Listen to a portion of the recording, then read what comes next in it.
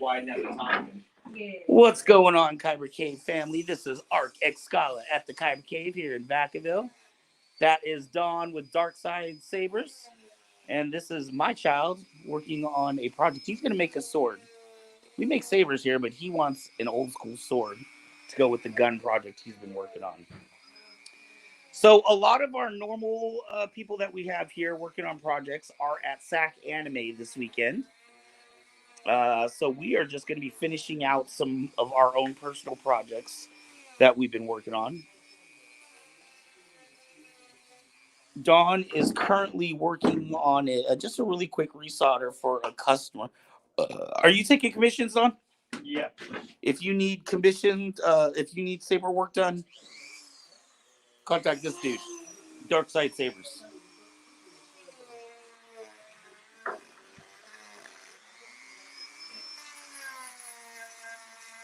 It's so cool to see, well, my kid in particular, but young people in general working on projects.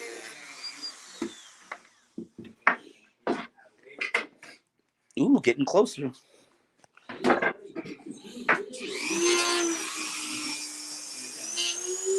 We are here with Mr. Martin, and Brittany is here. This is the front. If you came to Kyber Cave, came in the front office. Now, it's messy right now. We've got a lot of boxes and stuff sitting around. But that little corner over there, when you see me doing the show on Sunday nights, and in fact, the show we did last night, this is where I'm sitting. You will recognize this area. Although my helmets are gone. Go up. There's also an X-Wing up there. Yeah, there's a hidden X-Wing up here. And soon there will be a TIE Fighter. Over here on this side, we'll have X-Wing and TIE Fighter. We gotta hang those from the ceiling or something. I think they'll break, honestly. That's why I'm scared to do it, because that took me so long to Yes, do. they are. Hey, you got a plunger. I think you gotta go slightly bigger. Back there, go use the hammer.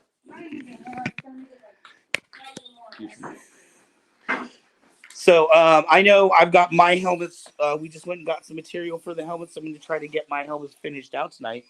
I think my Mando helmet is done with all the painting, other than once we figure out the little top broom thing. Ooh, nice. Let's see that. I made it a bit too loose, but it's okay. We could put tape or something in there to tighten it back up again. It's a nice card too. Or we can use glue and glue that in. I think I'm gonna try to cement it. The cement. And then The contact cement? Yeah, contact. That's likely not going to work. It's Oh, probably okay. not going to be strong enough. But what will work is this, actually. Oh, that goes stronger? Because it's made for wood, I believe. Yeah, certain glues are stronger on certain things. It all depends on what you're using it for. I'm gonna rinse this off. That's the But if I put water on this, it'll be fine. No, don't rinse it off. what for that kid to get the paint to color off or whatever. No, because it's all dusty. Just blow. You can Yeah, just blow it off. blow it off. Or wipe it off or something. Yeah, wipe it off, but don't get it wet. Try to wet it because then it won't be able to. Oh yeah. How do I just like sand it? How do I make Just wipe it off. No, to make the glue stick. Oh, you don't have to. You just put the glue on. Yeah, but then I need like something to pop. Yeah, tape it or something like that. Use some tape or something to that effect, and then to hold it. It's not like Clamp you usually use, but the clamps.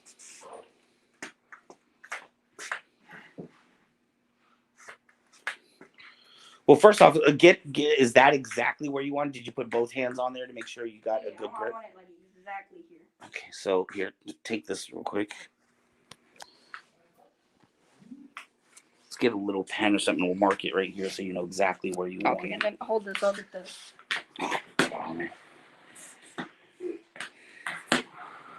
Is anyone even watching? Not at the moment. Yeah, there we go. I was gonna say do it all the way around just Not, it doesn't to matter. make sure it's straight. It doesn't matter. Okay. Okay, now. Look, when you glue it, you can just lay that end off the end of here, so like this, like a like that. Oh, See what I'm saying? Done. How would I glue this exactly?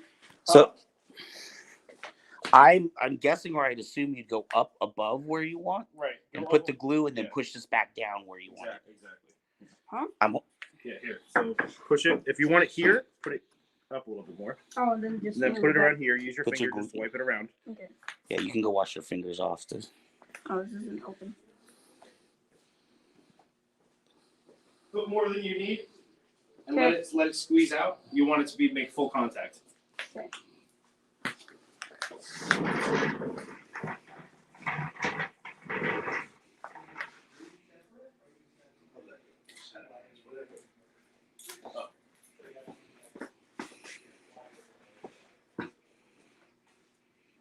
Okay, now you stop. Use your finger and smear it all the way around. Yep. Otherwise, it's gonna drip onto the floor. Try to stay above the line if you can. Mhm. Then you can put more glue on when that's so it doesn't glob off. You know what I mean? Mhm.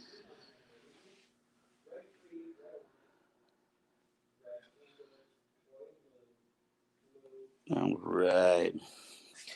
So I don't think we have figured out quite yet. Once we get the show going on and doing individual projects, I don't think we figured out what our first individual project is going to be yet.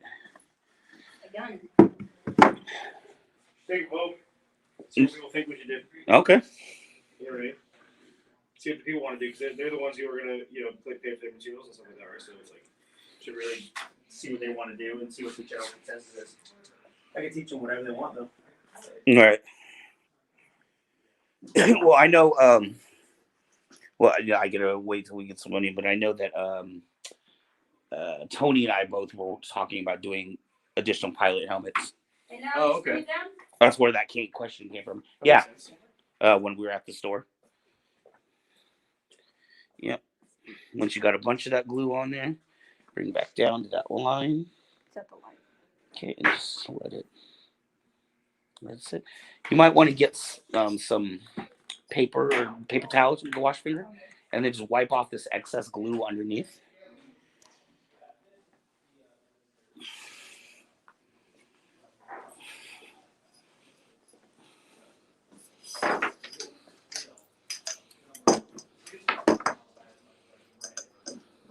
I think I brought scissors, didn't I? Brought fabric scissors. That'll have to work.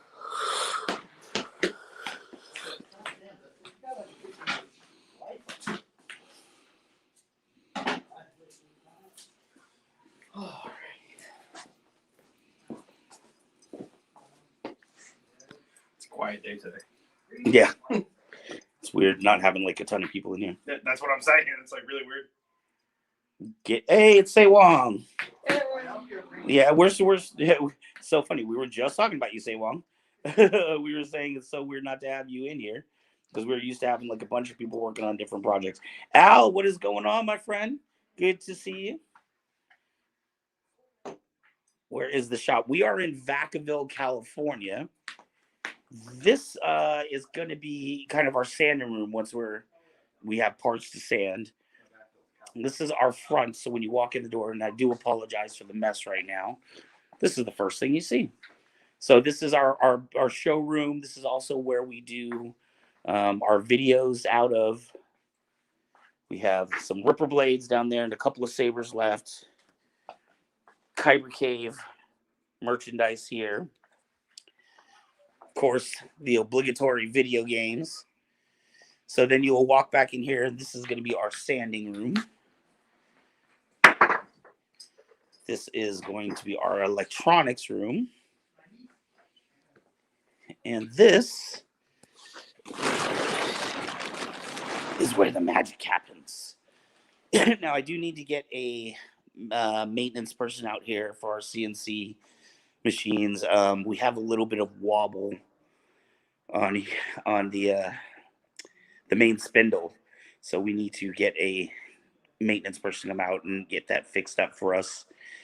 This machine I bought from Texas Custom Sabers, Ray Fleet in Texas Custom Sabers.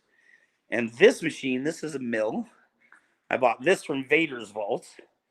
But before Vader's Vault owned this, Custom Saber Shop owned this. So it went from Utah to Georgia to California.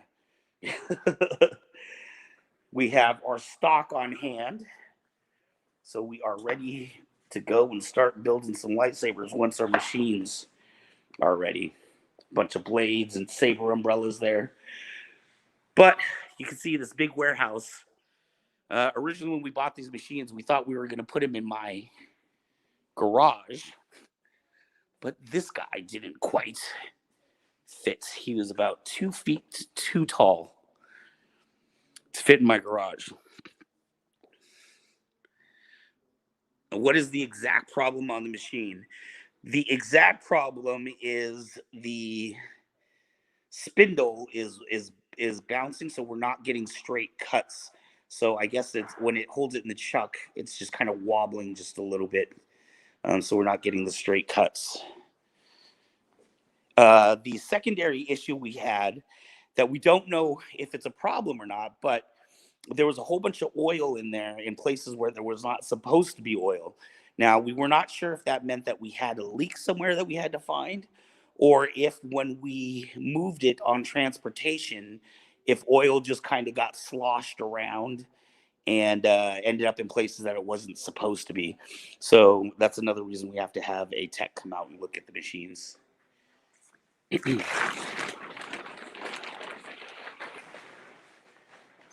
So we had this last minute. Mr. Martin came in with a saber issue that Dawn is working on kindly. And then we'll get working on project. Don, do you have anything you're working on for yourself? No. We are going to be working on your helmets mostly. Okay. And getting those all done up. Woo-hoo. I still gotta figure out how I'm gonna do that broom thing on top. But once that broom thing's done, that helmet is done, I think. Yeah, we're gonna have to basically just find out a way to. We're gonna have to find out a way to. What was I gonna say? Oh man, we're gonna have to find a way to like 3D print or model something for that. I think is the best way to do that. Yeah, I haven't had much luck finding an actual broom brush thing. I found a couple, but they just weren't right. Yeah. And it'd be more work to try to modify them than just try to make something else. Right. Well, thank you, Mr. Al. We as soon as we get those machines going, I'm going to be contacting you looking for some machining gigs. In fact, Don here, you can see the back of him. Don, Ezra over here, and myself are going to be taking CNC and CAD classes that start here in about 2 weeks. I need to catch up on last night's and tonight's. Oh, last night's show was very interesting. That was our brand new show, Kyber Cave After Dark. We started with a very controversial topic, talking about toxicity in cosplay, why there are toxic people, what kind of toxicity is. We actually had Phoenix on from Distance Nerding. She used to be with Saber Rattle, but she was on as a guest because Dawn was not able to make it in. And it was nice having the female perspective on there to talk about some of the things that they experienced. Steve was on last night. Gonna have to come up with a Discord for Mamba and join our Wednesday meetings. Yeah, I'm so bad with technology, dude. I suck. I actually have the Discord app on my phone. I just don't even know how to use it.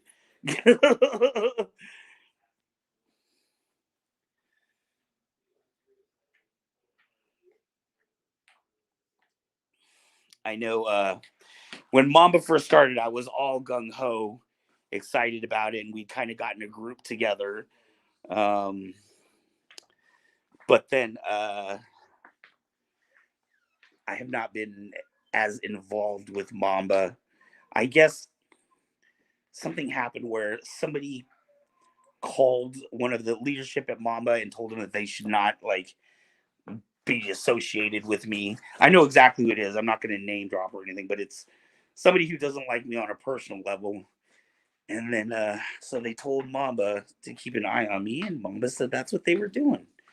And I was not real happy about that.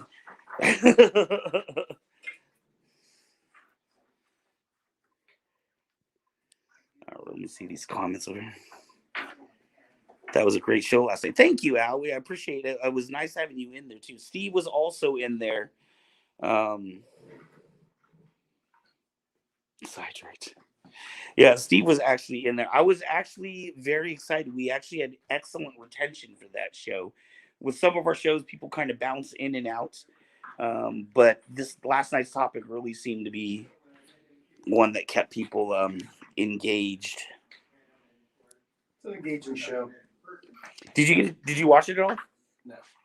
I didn't have a chance to. Like I said, I had other stuff, unfortunately, that I had to do last night that I got had previous plans that I totally forgot about until like a couple hours beforehand. And somebody reminded me. I'm like, oh shit, shoot. It's all good. Yeah, it was interesting being able to curse on air last night. Oh yeah, I was wondering about that and how that was gonna go. That's pretty cool. It felt awkward at first. Like, am I doing something I'm not supposed to do? You're like, oh boo. Tomorrow night we will have our show Saber Rattle. Oh gosh, I can't remember the name, but Rubik's Q Arcana. Yes, she specifically said that people get that wrong often. Rubik's Q Arcana. Is it Rubik's? Q Arcana. What? Say it again. Rubik's? Yeah. Q. That's it. Okay. Arcana. Rubik's Q Arcana is a drag queen / cosplayer who will be on our show tomorrow night.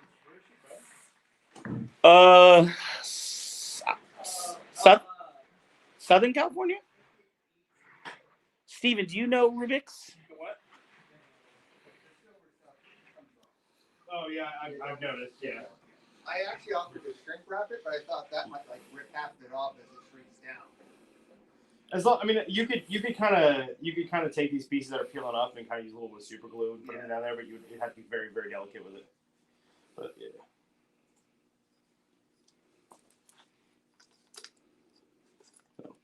Woohoo! You're all set here. I put all new wires in there and all that. So it's a sexy saber.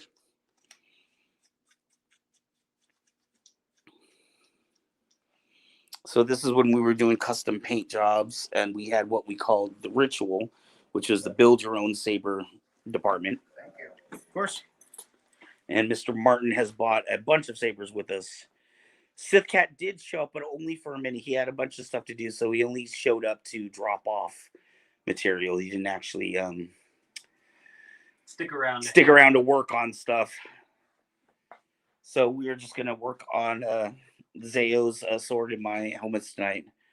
I heard of her, but don't know her background. Okay, for some reason I thought you were the one that led us to Rubik's Q. I wasn't sure who exactly was, because actually she contacted us because we had put out a message on the board saying that we were looking for somebody that does that, and one of our fans showed it to them, showed it to her, and she messaged us. So I'm excited. Our first show back. It'll be a fun show. But now, so we have Kyber Cave After Dark Fridays at 9. Cosplay builds at the Kyber Cave featuring Darkside Saber on Saturdays from 7 to 9. Were you sure? And Sundays is Kyber Cave presents Saber Rattle at 7 p.m. So it's 9 p.m., 7 p.m., 7 p.m. And you got us all weekend long. Of course, there's a way to make a custom chassis for literally anything. In fact, most of the time you have to do that. How much? I don't know. Well, let's talk about it when we're Very basic. when we're not being recorded. Then he has a quote, right? No discount. Yeah. Sometimes there's inside homie discounts that you can't necessarily. we're not talking about that right now. All right, so if you want to come back here, let's Woohoo! figure this stuff out. I got that saber done, so now I can work on this. Look at this. First of all, look at this innovation of this kid. This started off as just a tube. Yeah. I mean, And then obviously, Dawn made this part here. it just layered up some cardboard and cut it on the bandsaw. But I mean, you can cut it literally anything because I mean, cardboard is just wood. It's just soft wood. All right. You know? All right. But you could do a lot of stuff with cardboard. Believe it or not, you know what I mean. You could even fill in these edges with like Bondo and make them nice and flat. Right. Nobody would even know it was made out of cardboard. Say Wong says he will definitely be here next week. Oh, awesome! Say Wong, I brought some paints today. It's unfortunate you're not here today. Where'd they go? Oh yeah, there we go. I bought all my paints today. Hoping you're going to be here so that we can do your helmet, and I have all these little paints and stuff like that. Some different acrylics, or whatever that are really really nice for doing a lot of dirtying up and stuff like that. So we're going to take your Mando helmet and make it look like it's. Did you get pictures of the Oh, you didn't get pictures. Oh, did you ever message her? No, I got to talk to her about that. I still got to get my shirts from her too. I haven't even. I have to figure out what sizes I need, but you know. So there was a customer that came in who actually happens, like her store is literally right next to ours. And she had Dawn make a custom Django Fett helmet and weathered it too. And just the weathering on it just was absolutely gorgeous. It turned out really, really well. You know, a lot of the times I'm kind of like underwhelmed with my own stuff. You know what I mean? I'm a perfectionist and I like to make everything literally as close to perfect as humanly possible. But this one, when I was done, I was upset. I was actually hoping that she didn't like it so that I can keep it for myself. But no, she loved it. Yeah, it was. I was really impressed with the weathering because what I liked about it was you could see that it was weathered. It looked like if you had lived in the Star Wars universe for 2 months instead of like, you know, it still looks new, but it's got a little bit of that grime in there in the certain spots where you would think to see it building up. It was really nice. So Van, where the hell did? Oh, it's behind you actually. You could say we were. Oh, the material. Yeah. So we got some material from Joanne's Fabrics. I got one for myself because I really liked it. This is the same as I did. Velvety. This is the same. Actually, this is the fabric right here that we used for the Django Fett helmet on the inside. Super, super soft. This is exactly the same thing, but a different color. Once I used that one, I knew I had to replace my own with this one because, man. That's for your red Mando helmet? Yes. It is so nice. What did you have in there before? A different cloth? Yeah, it's a different fabric. And that was my first iteration, so I kind of knew it wasn't going to turn out perfect. That's why I did it myself, for myself. Right. Let's work on, we're using this one. So we're going to use this blue fabric right here. Yeah, so this one's already got the foam done. That one, we haven't done the foam yet. Right, so we're going to, I didn't stick it all apparently. Okay, that's okay. We're going to use, I bought a glue as well. Where did I put that? Let me see. I put it somewhere. Oh, the foam is down there. Yeah, no, I just bought it. I bought it today with At Joanne's? Give me 2 seconds. Yeah. So we went down to Joanne's and I chose this fabric to match that helmet. I think it's not exact, but it'll look pretty good. And keep in mind, this is going to be on the inside of my head, so nobody's really going to share this live feed. Nobody's really going to see it. Hey, by the way, Ezra, did you do this over to our Facebook page? Or our other Kyber Cave page? No. Run this.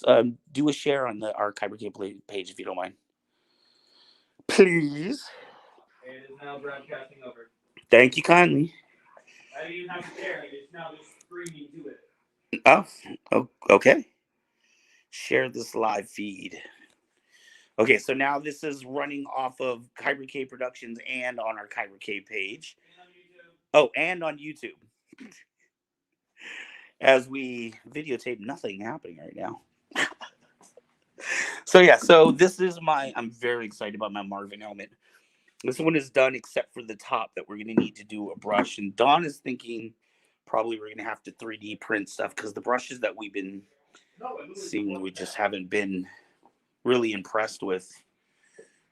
The glue? What kind of glue is it? It was like a can of spray glue. I literally just bought it at Joanne's with the fabric. That's why I'm so confused right now because I definitely have it.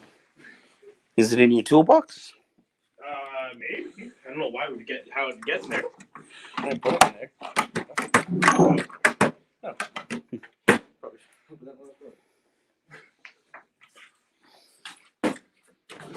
Just leave it on the front table. I don't know. This is so confusing to me right now. I hope it wouldn't be in the bathroom. You know what? I don't know now. How bizarre. I don't You all know. right, Brett? Yeah, she's on her phone. She has headphones in. Oh. Go up the merch on the table. What table? Behind you. Oh. There. Yes, and please make sure to go to our kybercave.com website. We have some great merchandise. We have some acrylic lightsaber keychains. Saber keychain. Got it. Saber keychains. Kyber Cave keychain there. You found the glue? Yeah. We have pocket knives that say Kyber Cave on there. We have saber chopsticks. $5 metal lightsabers. These things are sturdy. All right, so Dawn has found the glue, so let's get Where are you going? Over here. saying for the rest of us who are watching so we can get this. Well, I am saying for the rest of us who is watching so we can get this like wildfire. Yeah, do you have a different way of suggesting of sharing this? We have it on YouTube, Facebook, on 2 different Facebook pages right now, but well, I would love it if you guys would share this out as well. All right, so I just picked this up from Joanne's Fabrics. It's Aleen's. I don't know. It's a really common brand though. Tacky Spray. I haven't tried this glue yet, but usually these upholstery glues are all pretty much the same. They all work pretty well. Try not to get it on your hands. If you do, you just wash it off. It's not that big of a deal. Like you're not gonna die from it. It's just sticky as hell. Is there an advantage to using this as opposed to traditional glue? Yeah, well, like, knowing what glue you're using for what project is really important. You know what I mean? Because you want to use super glues for like plastics and things like that, but then you want to use wood glue for wood because it's meant for that. You know what I'm saying? The advantage of using the glue for something that it's meant for is that it's going to work the best. It's always going to grab the best because certain glues, they absorb in different ways. They react to different things. Foam, sometimes, depending on what foam you're using, you have to use certain glues because of the fact that the foam will actually get eaten away by the different things in the glue. You know what I mean? So it's all relative to what you need specifically, Right. But this one happens to work really well. Oh, wow, that's dried fast. Yeah. Hey, Ezra, could you share this out into the Mamba and Squid Game cosplay group, please? All right. So what I'm doing here is I'm actually I don't want them to be so far protruded. You want them just a little bit. So. And what was very interesting when I actually tried this on, so we didn't have it glued in, but I really thought that it was going to block a lot of my sound, but I was amazed at how little it did that. Right, it didn't really block any sound out at all. What I'm taking right now is I'm taking a little Dremel right here, a little sanding disc on it. Mm-hmm. You know what I mean? Not too crazy. I'm just gonna like round off some of the edges a little bit. You don't have to get too crazy, but I just want to, just so when the foam or when the fabric wraps around it, it's not so, like clumpy and stuff like that. You want it to look nice and smooth. Steve, we sell the pocket knives for $10. They've got a knife at like 4. They're like a small little Swiss Army knife. Let me see if I can pull one out. Here we go. It's got the knife and a few little, it's not too extensive, but it does have Kyber Cave. Those that need to know already do. These are $10 on our website. Oh, thank you. I've just got one opened up. Oh. Yes, these are only $10. The shipping might be a little bit off, but I think the shipping will only be like $1 or $2 on that. It's very cheap.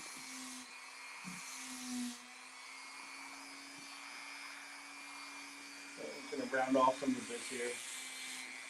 When you're doing stuff like this, make sure you're always going with the way it's spinning. Right. So it's spinning right now this way, so you want to move in this direction. Because otherwise, if you move this way, it's going to jump. It's going to go against it. You want to be able to go in the same direction.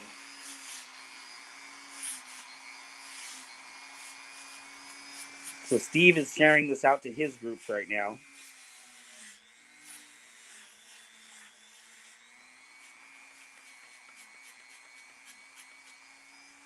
The point is not to make it perfect. The point is to get a general shape. Right. Because once you put the other cloth, you're not really going to see the shape underneath anyways, right? Right. You'll see later on when I'm actually doing when I'm actually upholstering it and gluing the fabric to the foam. You'll see because like you kind of stick the fabric to the foam in a way that makes the foam shape the way you want it to. Mm-hmm. But sharp angles are harder to get rid of, so that's why I'm taking care of them now.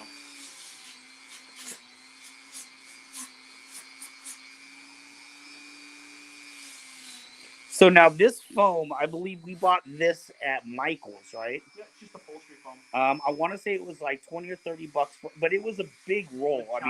You could do like 10 helmets with it. Unfortunately, they didn't sell it in smaller packs, so you had to buy the bigger roll thing. However, what was that? However, you can buy in small, like if you go to Joann's, which is where I got this other foam. I'll show you that. It's a dirty job. There's no way around that. I bought this foam. Okay. And initially, I bought this Seems thinner. It's way thinner, and it's softer too. It's more, you know what I mean.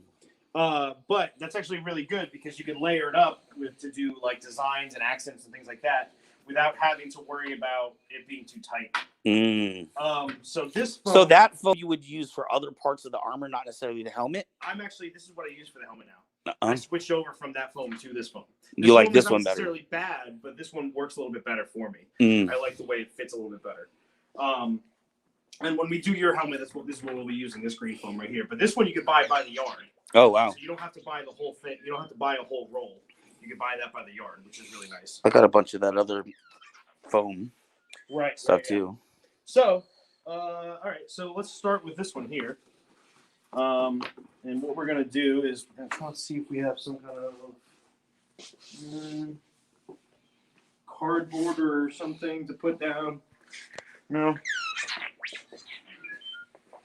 You know what we'll do? We'll actually do it right like this. Really fine. Here.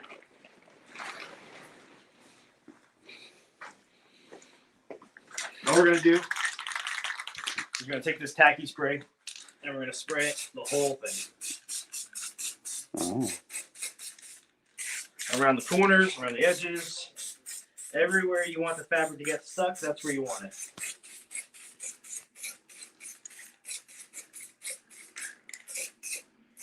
Yeah, Lisa Fleming, come on and watch.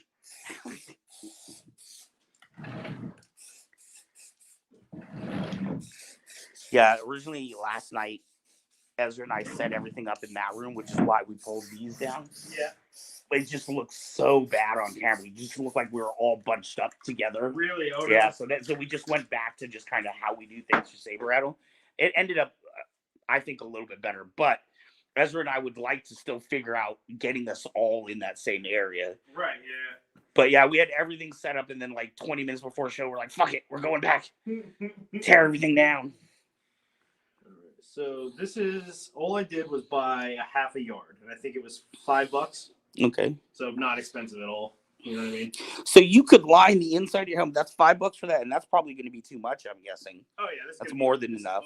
You could buy a quarter of a yard, but I've been doing props and stuff long enough to know that you never get enough for what you need. You always get at least twice as much, if not 3 times as much. In case you make mistakes or something. You will make mistakes. It's almost guaranteed. And if you don't make mistakes, great, because now you have extra fabric. Right. So now you said how much for the green, roughly? The green one, I think it was like $10 or something. $10. Like that. So for about $15, you can do make your helmet a nice, comfortable fit for roughly $15. Absolutely. Yeah, $15 and a little bit of skill, and that'll be it. You know what I mean? It'll take you a little bit to get it. I've done like 3 different iterations of this beforehand. Mm-hmm. So you're now it's kind of second nature. Yeah, I know what I'm doing now. It's not really as much of a guess as it is like let's just get it done, you know? Well, thank you, Matt. We wish you could stay on with us, but Happy New Year to you. Thank you for tuning in for the minute or two you had with us. And Anthony, we right now typically we'd have you and Tina, Say Wong, and Sith Cat in here, but since a lot of people could not make it, yes, we're thank you. We're finishing out finishing out my projects which is my helmet lining. Oh, and by the way, Tony, I did talk to Don, and Don said that it is possible to make the Rebel pilot helmets. And it is kind of what we talked about. We'd have to do a 3D print and then make a cast of that. Not necessarily a 3D print. If we can get a hold of a helmet, you know what I mean? Mm-hmm. That, you know what I mean? Maybe like a cheaper one or something, one of the ones I can mold those. But I prefer to use a file that we purchased, you know what I mean? Like, it's not really more right. ethical. It's not really right to do it without that, you know what I mean? You Right. really should, you know, find the person and make sure that they're okay with it. The helmet that I've used, I've talked to the guy about actually selling them. And, you know what I mean? It was not, you know, I don't sell somebody else's stuff that's not right. Right. You know, So what we're doing now is I've cut a basic shape for it, okay? And now this is all tacky. So I'm just gonna spray one time over the entire thing.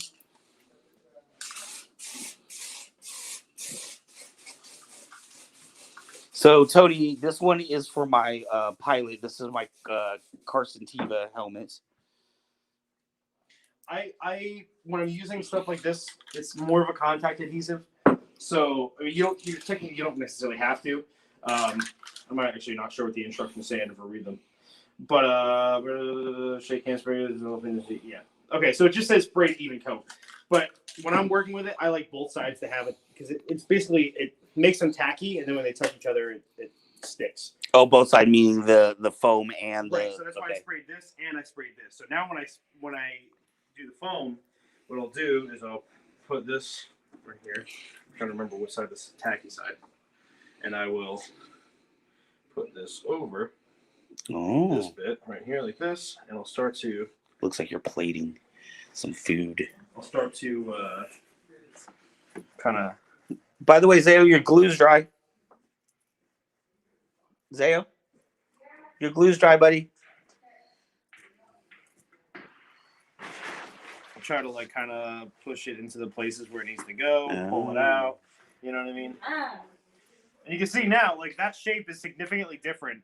The shape that comes out of this is significantly different than what it was, right? It's more of a round bulbous thing, right? Yeah. But before it was like kind of sharp, and that's all it has to do with how you're sticking it, you know. And you want to try to avoid like little wrinkles like this, and you just kind of pull them out. And it takes a little bit of work and a little bit of practice, but you get used to doing it. And most of them, when you put this inside the helmet, you don't have to worry about all the wrinkles because some of those wrinkles are going to come out themselves anyway. Or you're going to create more wrinkles anyway because you're bending this now, right? So that's not that big of a deal, and honestly, it gives a little bit of character back. It's not a big deal. But so this one, so I'm working with this is the first time I'm working with this glue specifically. This is not as strong as like let's say Gorilla Glue. Gorilla Glue spray adhesive is amazing. It sticks like crazy. The problem with that is you can't really re-tack it. Once you pull it up to try to fix it again, it's ruined. You have to respray. Yeah, it's not necessarily ruined. You're not gonna, you know what I mean? It's not that bad, but it's not great. Was it then re-glue it just a little bit more? Yeah. You can just get it in, like turn it upside down and get it in that crack. You know what I mean? That light is dying. That's actually coming back on. So now. So you're doing both sides. Well, you want to reach it around it. So I'm going to cut most of this off, but I wanted to make sure I had enough. So. Oh, yeah. So the sides of it can be the same color. That makes sense. Sides, and you want it to reach around to the back. Otherwise, you're going to get seams, and you don't want seams. Seams look bad.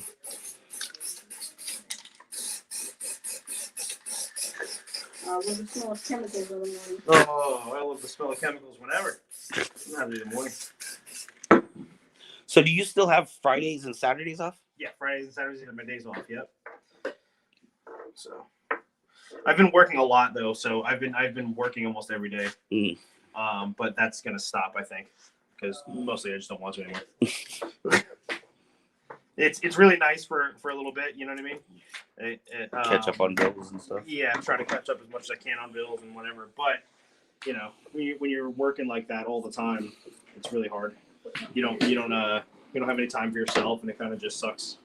So now, why? Sucks the life out of you. What's the deal with doing an angle? All right, What so does that this do? Is kind of a curve right here, right? So if I were to just leave that there, it would create a wrinkle if I did that, right? So what I'm doing is I'm creating a relief.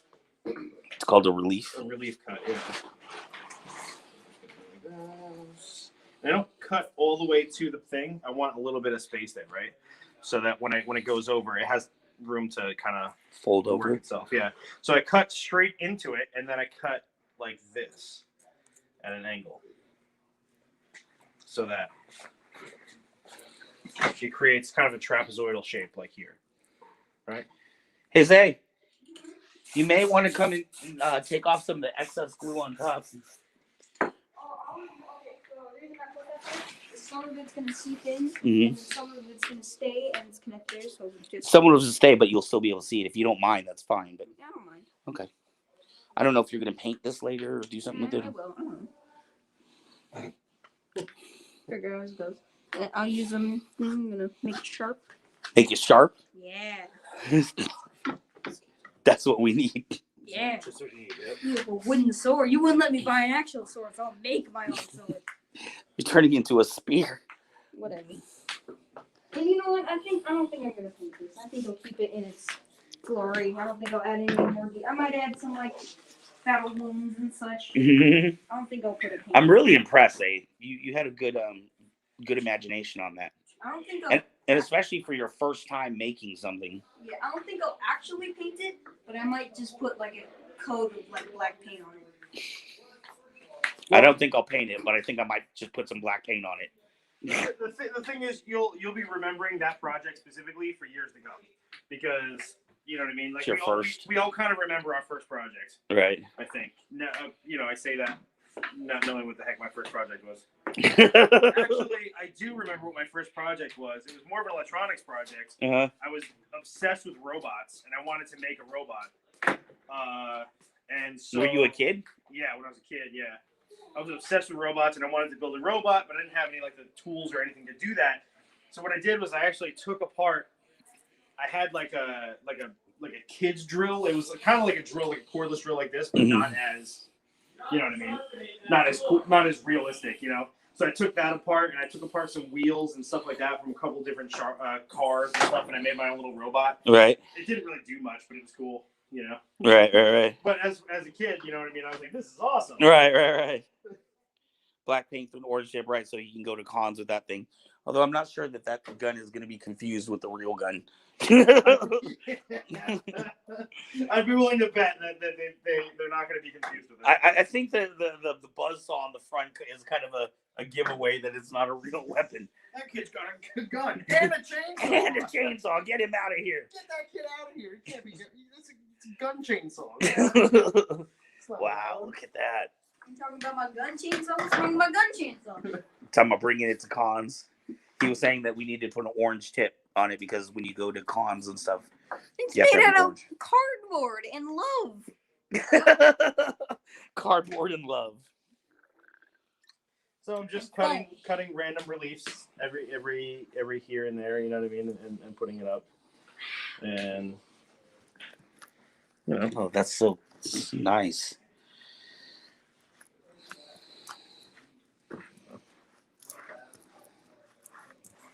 now we gotta try to get this part here. The longer you wait for this stuff to touch it, the better it turns out. Because you see how tacky. Yeah, look how contoured that is. That got really contoured really quick. That's like automobile or something. Now these reliefs, is it a science or do you just kind of feel where the bends are? Yeah, I've just kind of done it for a while. Any corner, I like to do little bits, like little cuts like that, you know, because this way I can kind of. Oh, these scissors are getting a little rough. I wrote fabric on them to make sure they got only used by the fabric, but we're I don't think so. This is like a little bit too long, so we're gonna go like this. Like I said, we're gonna put it to there, and then we'll just fold it over like that. Mm-hmm.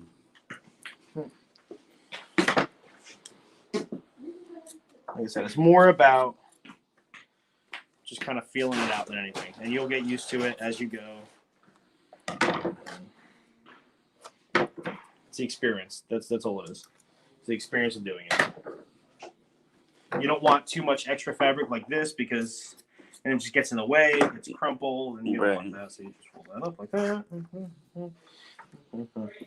Steve, are you working on anything tonight or in general? I know you got your you just got your one helmet finished, but I didn't know if you were working on any other projects.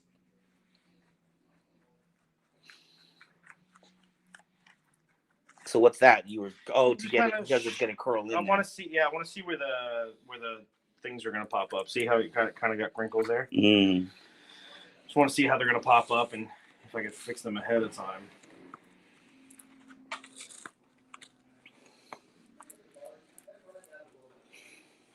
For the most part, you can. And so the first time I did this, or the first time I did the upholstery, I tried to do it all in one piece, and that was kind of my downfall. Because you do it all in one piece, and then it kind of turns out, I don't know, you don't have as much play with it. You can't really fix everything the way you want it to. I can't remember if this was up or down. I think it was the other way. Oh wait, no, yeah, because that goes to the bottom of the helmet. No, I think it's the other way. This is supposed to go around the curvature of this. It's supposed to go like this. Yeah, that's it. Just trying to scuff up the back.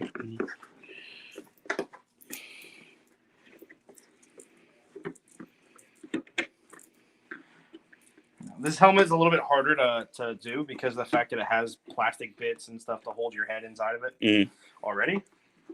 And because this already has upholstery inside of it, I wouldn't recommend gluing it to the thing. Normally, that's what I would do, though. Wait, upholstery inside? No, so it has like the fabric here. What fabric? Right here.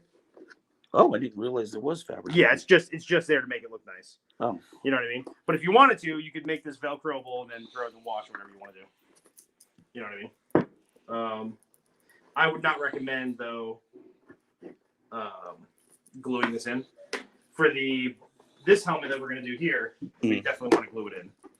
For this one, I wouldn't recommend it. You can just kind of tuck it in, and I think that'll be sufficient enough.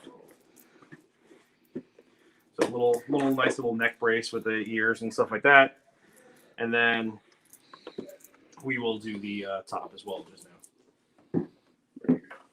all right. This was going to be a lot easier.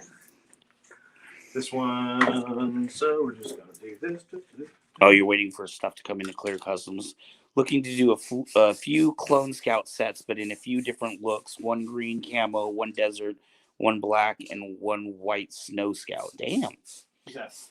Steve wants to do some clone outfits. Damn.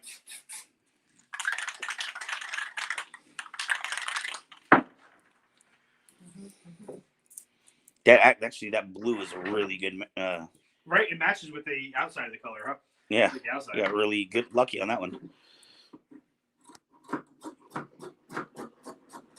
So this one will get glued in because it's going to plastic, right? It can if you wanted to. Like I said, because it has all the pieces and stuff inside the helmet, I usually don't.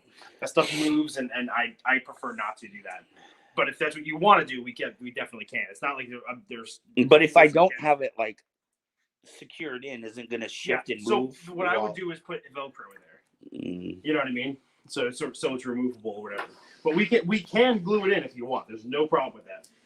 Me personally, I wouldn't do it. All right, yeah, we're good.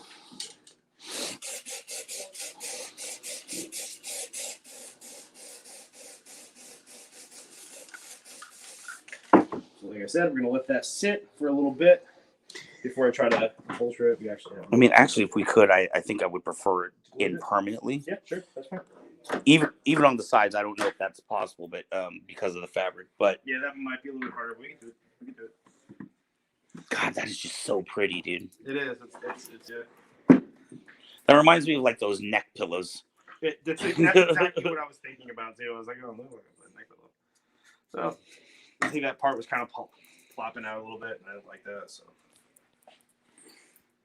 And you can see, like, Steve is saying, use Velcro strips. that's what a lot of people use. Yeah, it's Velcro strips. But So what I'm looking around for, see the upholstery kind of like popped up here, right? Mm-hmm. If you can kind of take it and like pull it and like play with it a little bit and then just stick it, and now it's gone, you know. And you want to do that all around just to try to, again, you're messing with the glue and the foam and the fabric to try to get a good shape out of it, and try to, you know, and try to get what you're looking for out of it.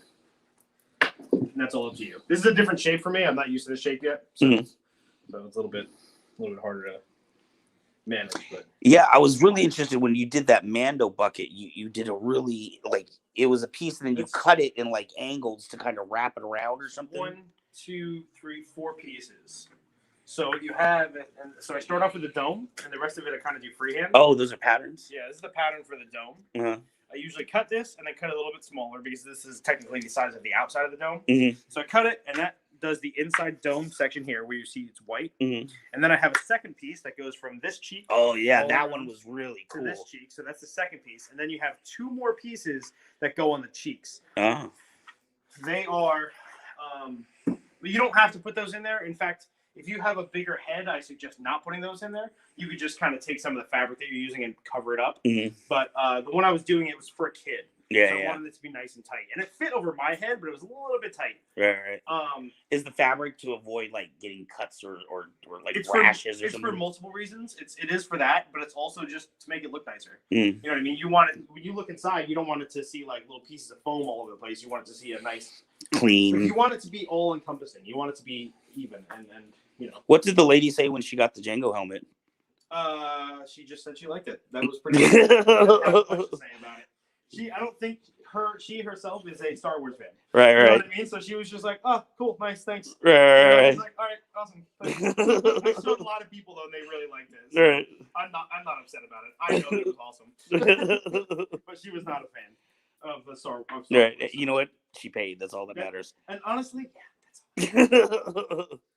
so what I just did, in case you missed it, was basically I took it with the cup side like this and just pushed it down. And I push it in the middle and kind of work my way out. So you start from the middle, work your way out, and then you turn it over and you have a cup. That's literally it. You have a nice little spot for your head to go. Just like that. You can kind of see the curvature of it. Right.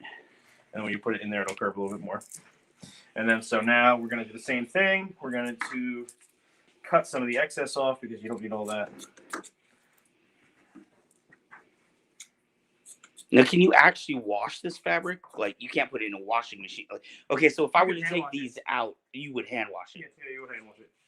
Because, the heat would probably make it. You could probably get away with like doing it on cold, but I wouldn't bother. Yeah. You know what I mean? I would just hand wash it. It doesn't take that long. There you go. And we're just gonna do some darts here and there, just to have a general idea of where they're gonna go. That should be fine.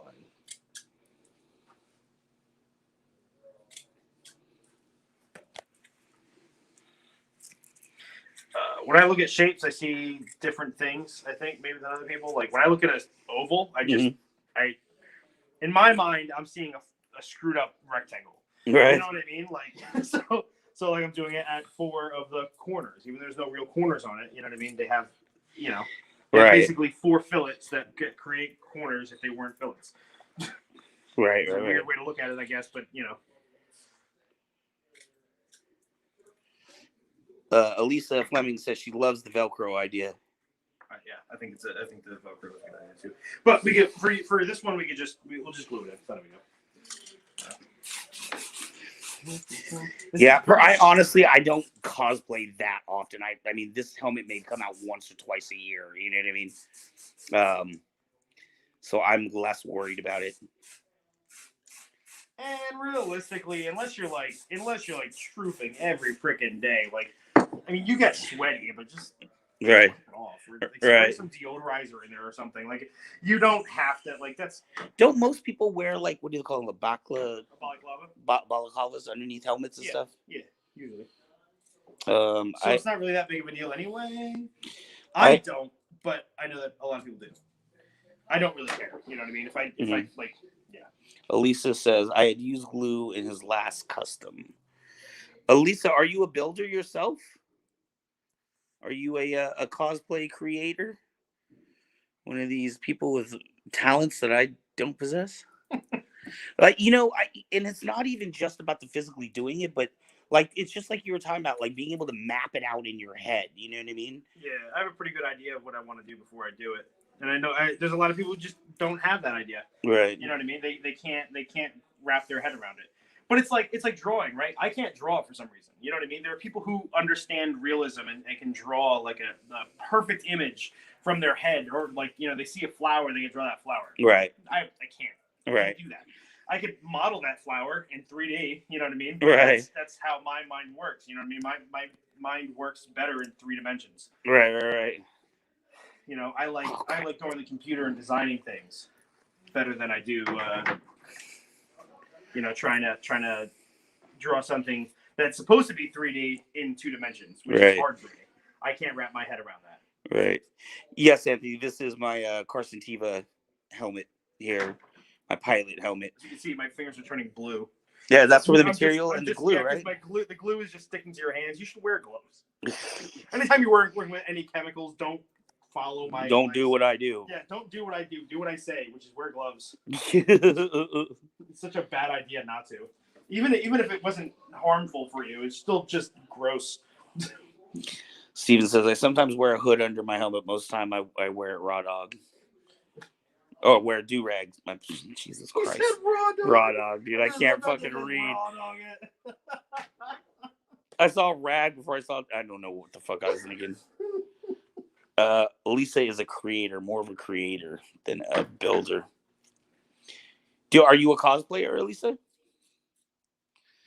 You don't give me much.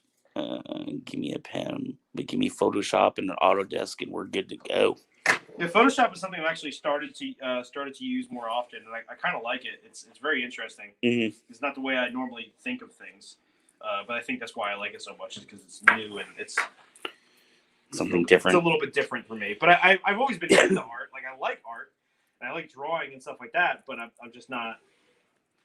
I don't see it the same way that everybody else does, Right. Where traditional artists do. So it kind of sets me back a little bit sometimes. I like more abstract type things. Oh, Elisa is Mamba as well.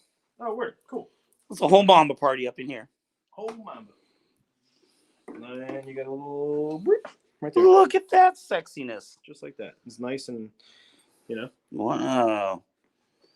So, you want me to glue it in? I personally, yeah, if you don't mind. That's fine. I do like the Velcro idea, and I understand your thought process. I think for some people, that would be the better way to go. For me, like I said, it's not going to come out very often, a couple times a year. Right.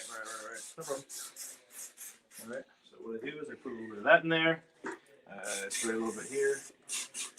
Yes, I love cosplay. Had to take a break for the last couple of years. We had a very interesting show last night. We did, Elisa. Steve could tell you about it, but we did a show about toxicity in cosplay.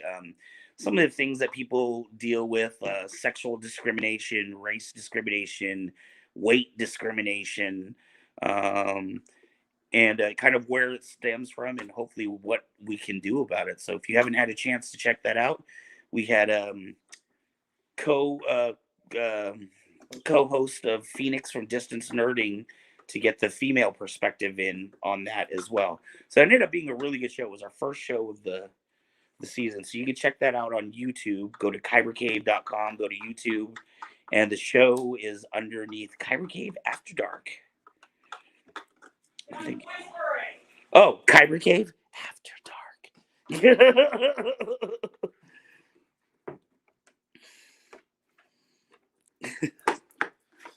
Yeah. So it's pretty much glued in.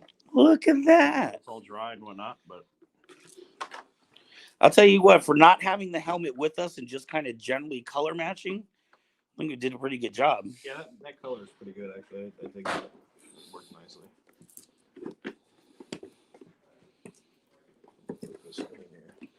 Oh, I'm so excited. I actually ordered because it's gonna be a while before I can actually order my pilot jumpsuit and get my whole pilot thing. I ordered one of those hoodies that was like a pilot hoodie or whatever. So I'm gonna get some like sweatpants, some orange sweatpants, the pilot hoodie, and this helmet for. Honestly, you can glue this in if you want to, but it stays in there pretty well without anything at all. Oh, but do you think it's gonna move on the? When you put not when it's on your head or when it's sitting there. No, maybe when you take it off, it might like move a little bit. I don't know. Let's wait until the glue dries and then see. Man, that does look really nice though. Look at that. All the way around. Look at that, Ezra. Look at it, damn it. Language. Look at it. Language. Open your eyes. Bleed myself out. What are you doing? Take this little bottom piece off so I don't have to make it. He doesn't know. I know exactly what I am doing. He knows what he's trying to do.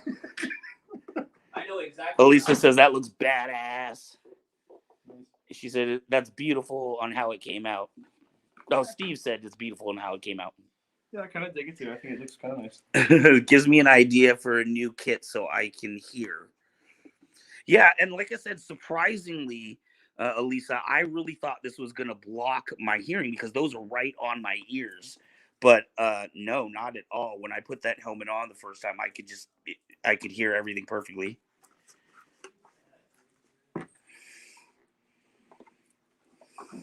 Now, do you have a pair of wire cutters in here? Oh no, I don't. I was using my teeth. That's here for his new kit so he can hear. Wait, so Elisa, are you making a kit for somebody else? Are you working on stuff with Steve? Because you keep saying he in your comments. I mean, this is California. I could just be getting my pronouns all fucked up. No, making a kit for for her youngling. Aww. How old is your youngling?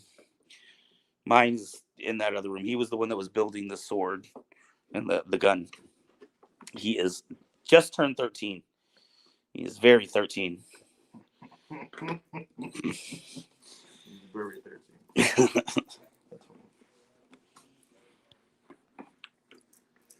Yeah, so.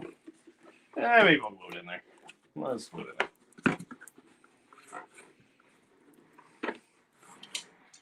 Oh, he wears hearing aids. Okay. Yeah. Surprisingly, not an issue at all. I could see. I'll be honest with you. I don't know a lot about hearing aids, so I don't know. I imagine they won't extend out or anything like that. So I think this should be just fine.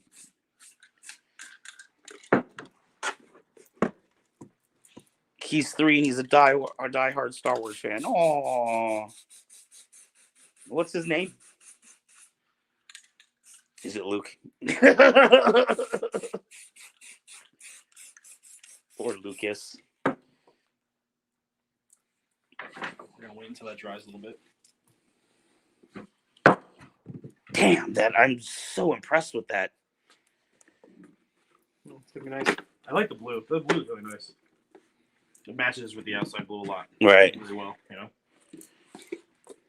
You trying to keep it clean? You know, that's the thing. Like, I know I shouldn't.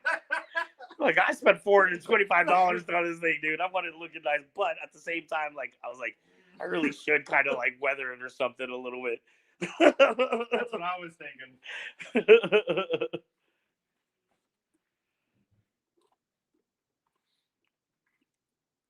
I think this was vacuum formed. What is vacuum formed? Actually, I'm like almost 90% sure this is vacuum formed. So what it is basically you have a buck, right? A buck is like a shape form. Mm-hmm. So how do I put this? If you wanted, let's say you need. Okay. This is probably vacuum formed as well, or something similar, simpler process, right? Say you want all these cavities in this, right? This will start off as a flat piece of plastic.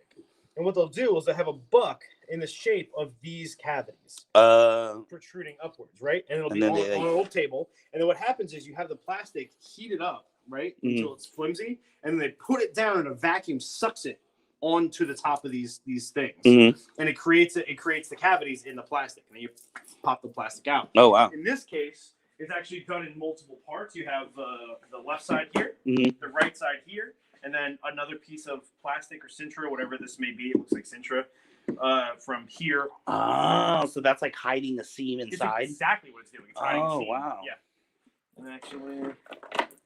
You can't really see it on the inside because there's too much stuff in there. Yeah. But the point is, that's exactly what it's doing. So you have 1, 2, 3 pieces, and then a 4th piece right here. Right. Because this, it looks like is hand painted. Like, I mean, you can see it's off. You know what I mean? Right. It's definitely hand painted. Yeah. But. And then these look like stickers. Yeah, these are all vinyl cut stickers, which is all right.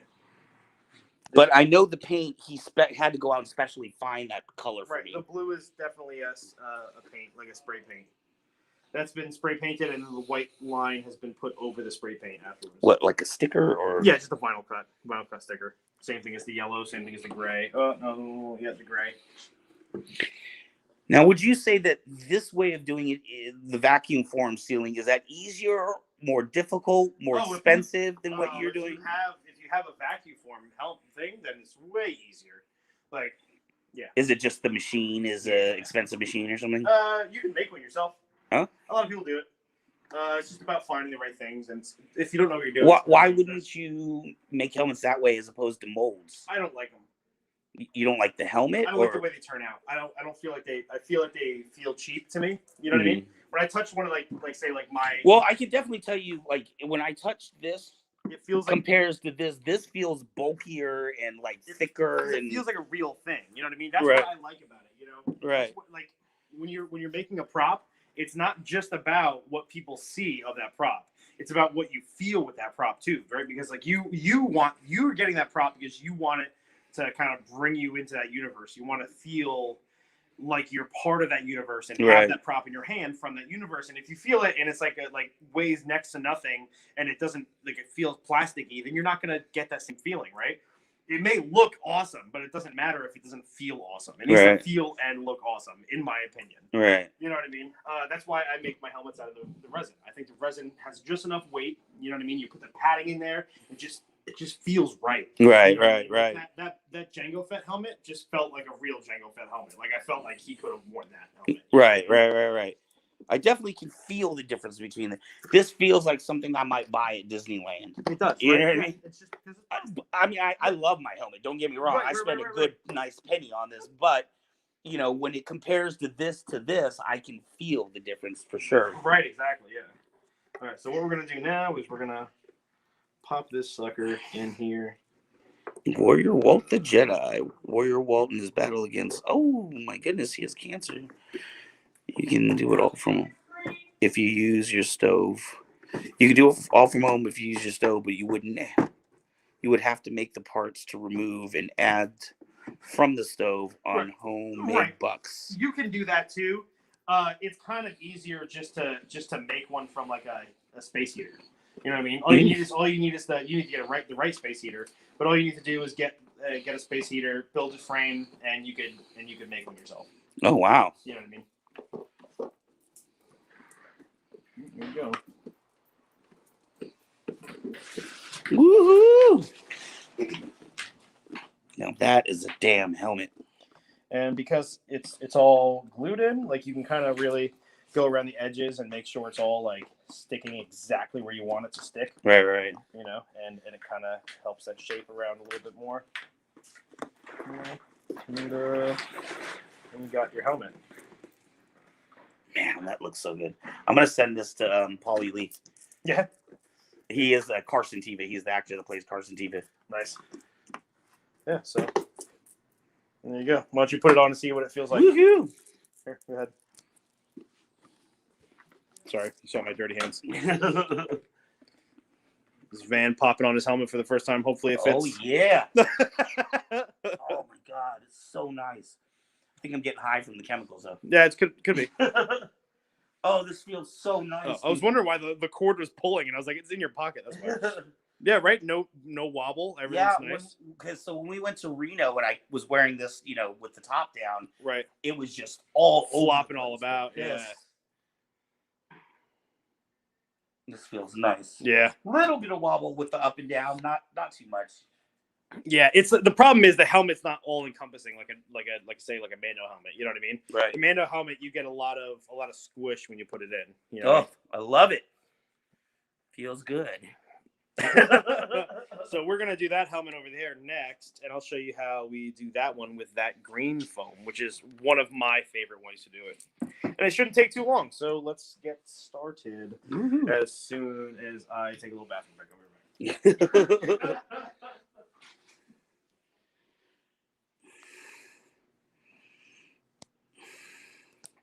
Alrighty, so Dawn is taking what? Yes, we have fine Kyber Cave merchandise. We have these are the orange saber chopsticks, but we have these in 8 colors. Our keychains, these are metal. We have these in red, blue, and green. And we have 2 shirts. This is the Kyber Cave 8-bit and Kyber Cave Challenge accepted. And we go all the way from small to XXX on those. Shirts are $20. Keychain, the knife is $10. This is $5. All of our prices include tax already as well. These are $15. And these are also $5. So that will include the tax. You just need the shipping and handling on them. One of the projects is the Inquisitor.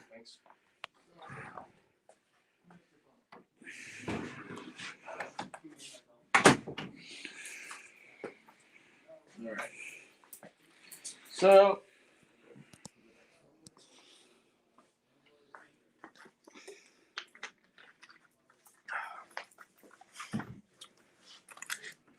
So for yours, I think we're gonna do the.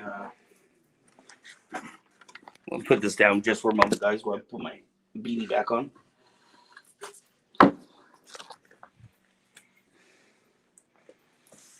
So we're gonna take a piece of fabric like this.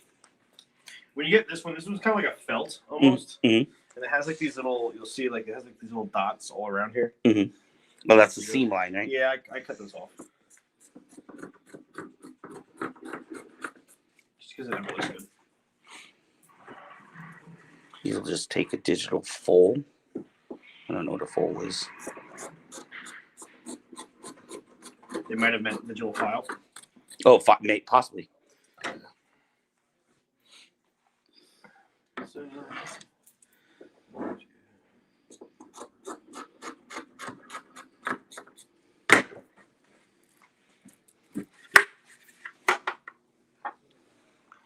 going to kind of see.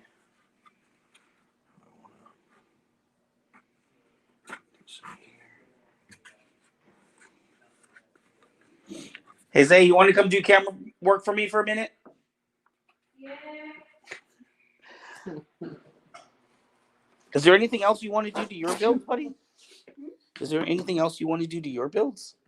I'm just gonna do the rest of that with the blade as soon as that thingamajiggy finishes, and yeah, I'll be done.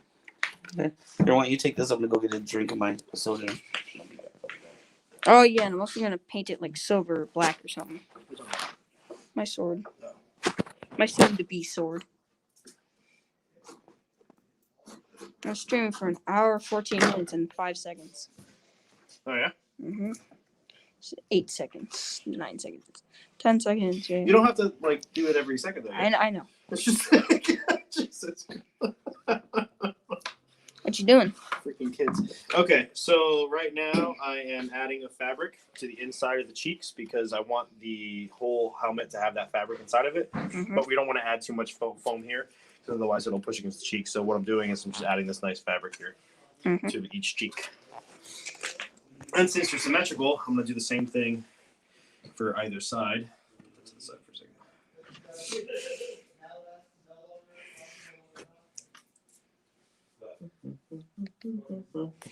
Ah, That's fine. I just popped my neck and it didn't feel nice. I imagine it wouldn't. It went like hurt.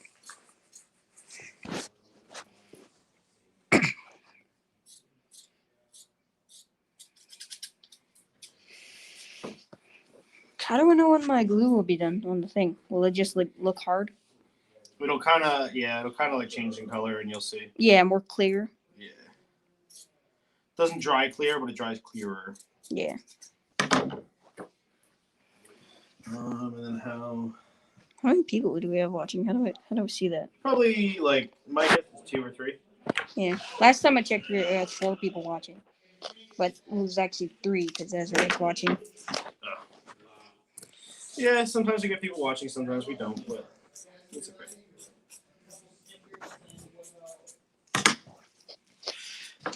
It's stuff I'd be doing anyway, so. Oh, again, we're taking the tacky spray here, spraying the inside. Whoop, whoop. And, oh, God. You know what? It smells, I swear, it smells just like that stuff, like. The smell does smell familiar. It's that smell of those damn things when I was a kid.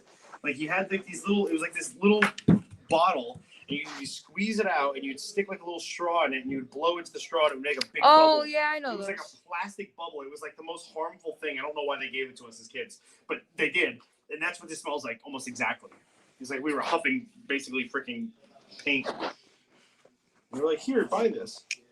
Hey, kids, you want to huff paint? Hey, kids, you want to know what paint smells like? How the hell? That's what that reminded me of.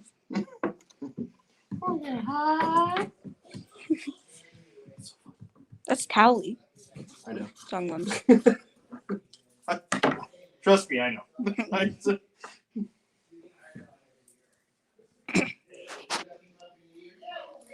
You just gonna make me do the rest of the camera work? Pretty much. Okay. You just, I'll be back in a couple seconds. Just gotta get a drink. 2 hours later. There's nothing better than do. I'm just waiting for my thing to dry. Talking shit on your dad. On live too. 2 hours later. 10 billion years later. I'm just here to get a drink fast. 5-minute adventure. Do you need a mask? I already have one. Do you? This is the glow in the dark ones. We only have a couple of these left. Okay, please stop. They're made out of glass or plastic. Plastic. It's the same bottles you keep losing. I lost. I found it. I lost it for a day. In the 6th period. All right, Elisa, I have something for you potentially, if you want them. This is a custom-made mask we had made. It's in children's sizes. We don't have any adult sizes left. I'm really worried it's going to be way too big for my man Walls. Unfortunately, we don't really have little kid stuff here. Kyber Cave sticker and maybe a water bottle for Walt. What do we think? If you want these things, if you're willing to pay for shipping, I am happy to send these to you for free for my man Walt there. But again, unfortunately, I didn't think a pocket knife would be appropriate for him. He doesn't carry keys, so a keychain is not going to work out. We don't sell t-shirts besides adult small, so I think that's going to be too large. But this mask does glow in the dark. We had these custom made for Kyber Cave. And sticker and a water bottle if he wants them. Because we love our little ones at Kyber Cave. You know, other than the fact that we don't have anything for them.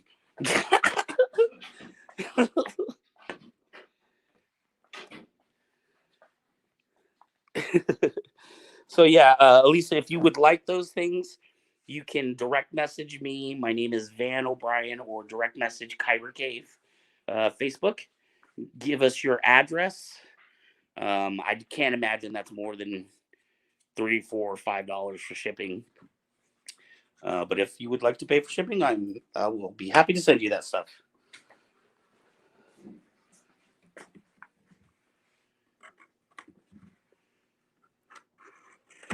So it looks like you're cutting off excess. Yeah, I'm just using a razor to kind of cut the. This is a really thick fabric, so it doesn't want to cut very easily. Mm-hmm. That's all right. We don't need a clean edge anyway because it's right here. It's going under a little lip, so we'll be all right.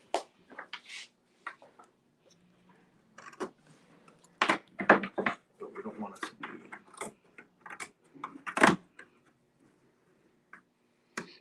Excellent. You get a discount on shipping. We'll see, even better. Oh, you know what we may have? Ezra, do we have any of the play lightsabers left? Where would they be? On the back?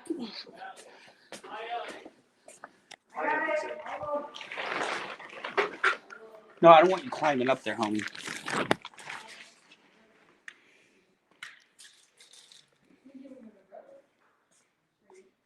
He's 3, buddy. I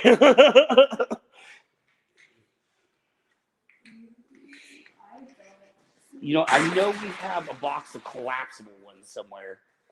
And that actually might be better for a 3-year-old than, I don't... Yeah, I think I see one. No.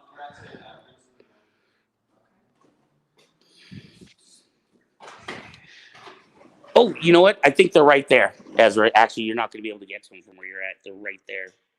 On the next shelf up. The brown box. Wait. All right, got it. Thank you.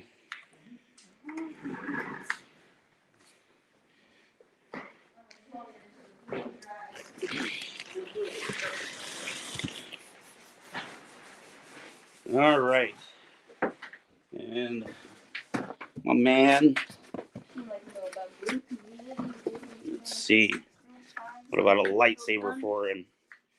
Now this has got the tab, and I don't want to take the tab out because of the battery. Battery will die out. But this is a multicolor changing one, so I'll send my man Waltz a lightsaber as well. Now, keep in mind, these are not the lightsabers we make or sell. The ones we make are aluminum. They are fighting lightsabers. This is just to play toy lightsabers. These are the ones that we use for birthday parties when we do demonstrations and things like that.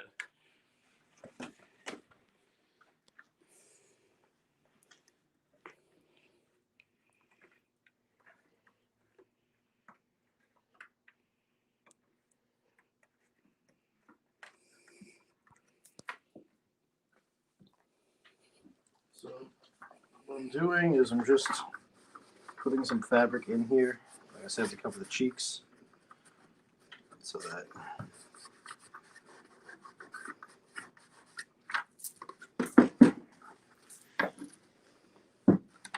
turns out nice and neat. It's also important to think about where other things are going to go. So you can go crazy here, trying to make a perfect cut around the edge of the eyes, but realistically, it doesn't matter because it's going to be covered by the visor. Well, this one's not going to be, but normally it'd be covered by a visor, so you don't have to go crazy with it. Well, that makes sense.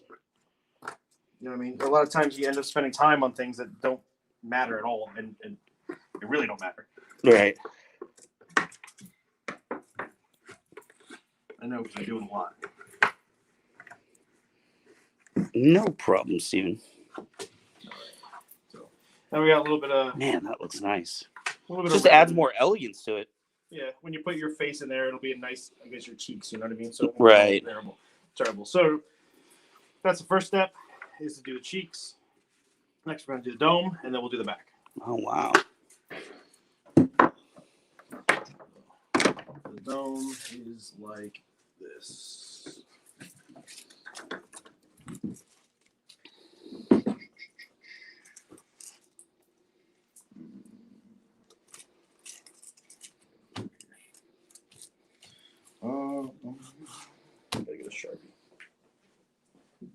Gotta hope I have a Sharpie. I have a Sharpie if you don't. Oh, you do? Yeah, I have one in my backpack. Yeah. All right. Here, you take this. I'll take the. Go get my backpack. This one's pretty simple. Basically, all you got to do is she'll be back on a sec. Yeah. So basically, all we got to do is take this one. We're doing 2. It's basically exactly the same size. I don't know why I kept both of them, but I did.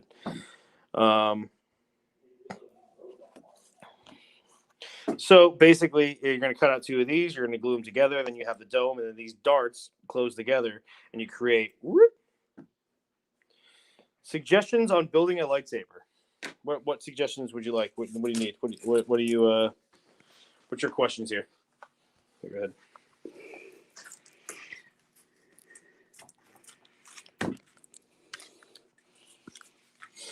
We do build lightsabers. That is what we aside making right now, our main job is making videos, but essentially that is what our next phase is. Now, we had a storefront up until about 6 months ago, and we did repairs. We bought sabers, resold sabers, repaired sabers. We had a build your own saber section. We used MHS parts. In fact, a bunch of those MHS parts are heavily discounted on our website. So if you're looking to build your own saber, we have a bunch of parts available. But because of COVID, when COVID happened, we had to shut down our storefront, and that dramatically impacted our business. We were a very social business. We had a dojo and did free lightsaber battles every Saturday night. We had classes that ran. But COVID said no more. So we had to kind of switch up what we were doing and move to manufacturing. But now I'm having a couple of issues with my machine. So once we get those going, we'll be ready to go. Were you guys at SAC Anime? We were not at SAC Anime today. I do know several of the people, Tony and Tina, who are usually here. They were there today. We had 3 or 4 people from our Squid Game cosplay group were there. By the way, if you guys haven't joined, it's called Kraken, #1 Squid Game cosplay group. It's a group that I run, but we actually have 2 of the VIPs from Squid Game. 2 of the actors from the TV show are part of that group, as well as Alan Fernandez, who was a Tusken Raider in the original Star Wars, A New Hope. He is also in that group as well. So make sure to join that group on Facebook. And if you have not, good, I'm happy you got the invite. If you have not subscribed to us on YouTube, please do. And please let your friends know. We're really trying to grow that YouTube. We had been doing shows for like a year and a half and sending it to YouTube, but pretty much neglecting it, not really thinking about it until we turned around and realized we had like 250 viewers on there. We're like, oh, well, maybe we should really start promoting out the YouTube and trying to get it monetized and that sort of thing. It would be nice to at least pay for the cost of these videos. I mean, you can obviously see, and as we do more shows, things are going to cost money, but you can see all these materials that Dawn's using. It's not just the foam, but the glue, all of the other little things that sometimes people forget about. Yep. And it's not that it's expensive. Surely it's a lot cheaper than buying these things. You can see where cosplayer designers make their money. But there is definitely an artistry to it. And that is why they get paid the money they do. Yeah, paying for the experience basically is what you're really paying for. Right. You're paying for the amount of times they messed up to get it right, to figure out how to make yours correctly. Right. So that you don't have to, because it may be only $10 for the foam, but when you have to buy it 30 times to figure out how to use it. Right.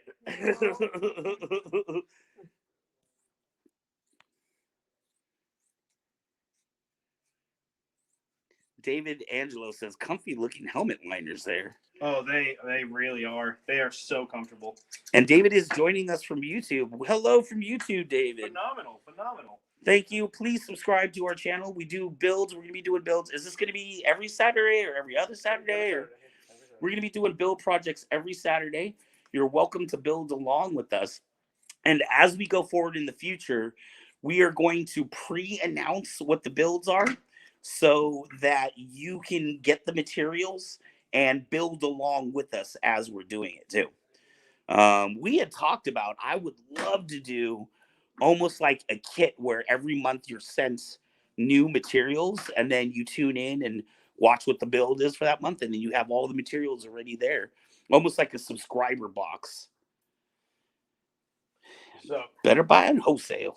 all right, so we're at the point where we're going to put these together now. We have these two pieces. What I like to do is, because I have to glue the inside to these, I kind of fold it like that. I just give it a little spray like this, and then we're covered. I do the same thing. Oh, to make it rounded. Right. Let's spray those. I'm going to spray these. Now those are covered. I'm going to let them dry for a second. I'm going to go over to the other side. Do that.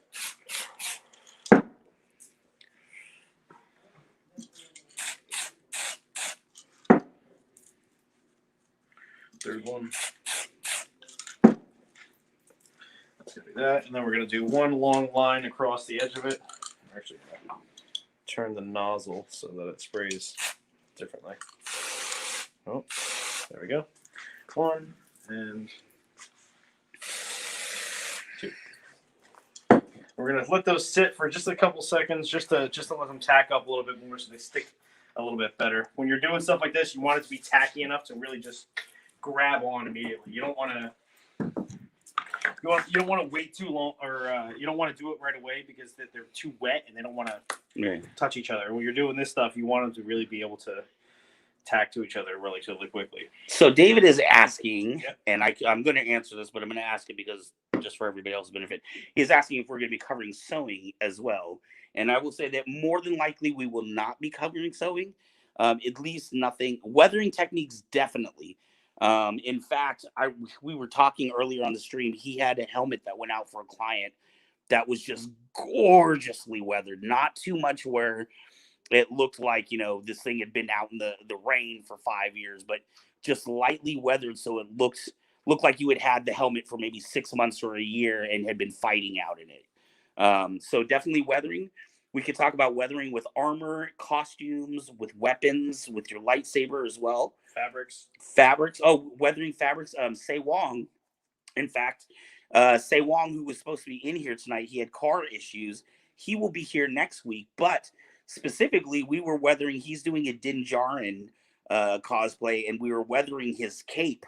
And it's pretty cool because the way they were doing it, they're using the Dremel to cut it up, but then they also cut holes in it.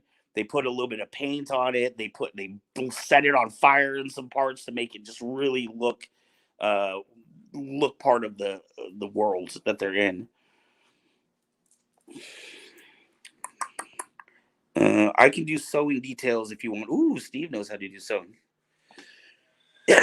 So it was something I wanted to kind of get into, just never something I really did, right.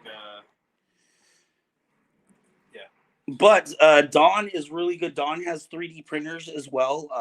God, I wish your costume was here. He made some belt buckles for his costume out of plastic that just look like metal. I mean, they look exactly like the real thing. He made his own belts, so the leather, he does leather work as well. And the belt was absolutely phenomenal. The Mando helmet that he had, in fact, if you saw the preview for this picture, those two helmets are helmets that he built. And you can see the helmet that he's working on now. This is my personal helmet. But this is a little bit different. I'm doing a crossover. This is a Marvin the Martian Mandalorian crossover. So this is going to be Marvin the Mandalorian, or how'd it go? Yeah, well, whatever. Yeah, would love sewing tips for Tuscan build for my son. Leather work would be great also. The Tuscan one is actually less sewing than you might think.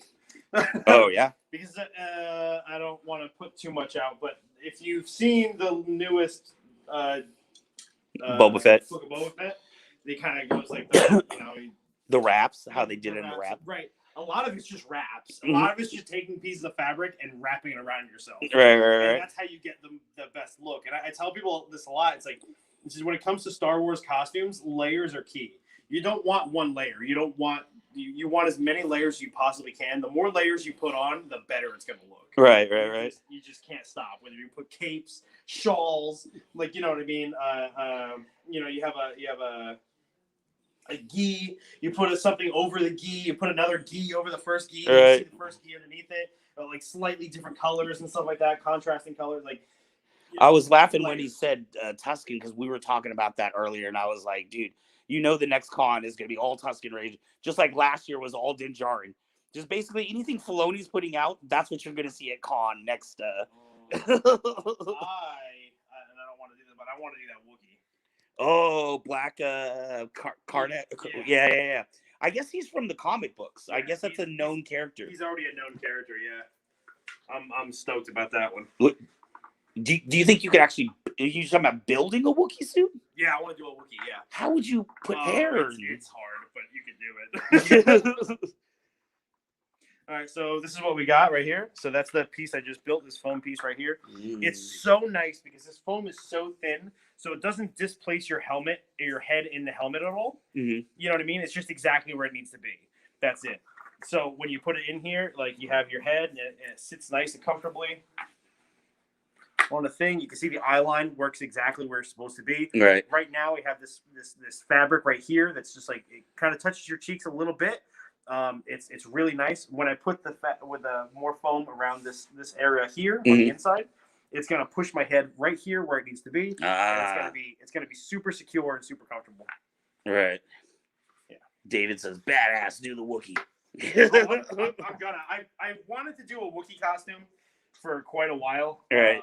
I like that armor that he had on too, the shoulder like spikes and stuff. I didn't know which one I wanted to do. I didn't know which Wookiee I wanted to do. And now, as soon as I saw that Wookiee, I was like, "That's it. That's what I want to do." I was like, "That looks so badass." Right. It's like a goth Wookiee. Freaking cool.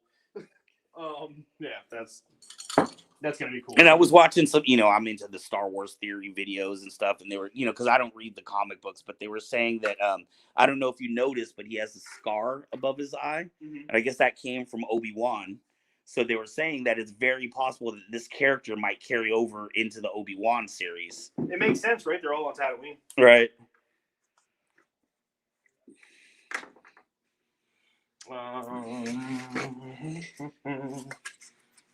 Has everybody here watched Book of Boba Fett? I definitely don't want to give out any spoilers if you guys have not seen it. I have been really impressed. I wasn't a fan of the first episode. I thought the first episode just didn't feel right. It was slow. Yeah, it was a little weak. I'm gonna be honest with you, but second episode more than made up for it to me. I would say second episode is maybe probably some of the best Disney Plus stuff that they've had for Star Wars. I mean, when you consider Mandalorian, and it was just really good. I felt like it answers a lot of questions about Boba Fett that people had, and answered some questions people didn't know they had. Somebody posted it. I don't know who it was, but it was really funny about the whole, in was it episode 4, whatever, when Vader's talking to Boba Fett, he says no disintegrations. Right. And then he gets into that fight and he just blew that guy up. Completely disintegrated him. He just disintegrated him. Right. It's so great. Right. That is so awesome. You know what I mean? It's like, the minute Vader's gone, it's like, oh, back to disintegrating people. Oh, Say Wong hasn't seen it yet, but he said, but spoil away. Oh. We'll try not to spoil too much, but it's worth watching, Say Wong. Oh, yes, please do. I don't know what you're doing. It's so great. What do you think about the stormtrooper in the Sarlacc pit? I thought that was interesting. I did not realize that their suits were vacuum sealed, supposedly, which is why the stormtrooper had an air tank hose or whatever.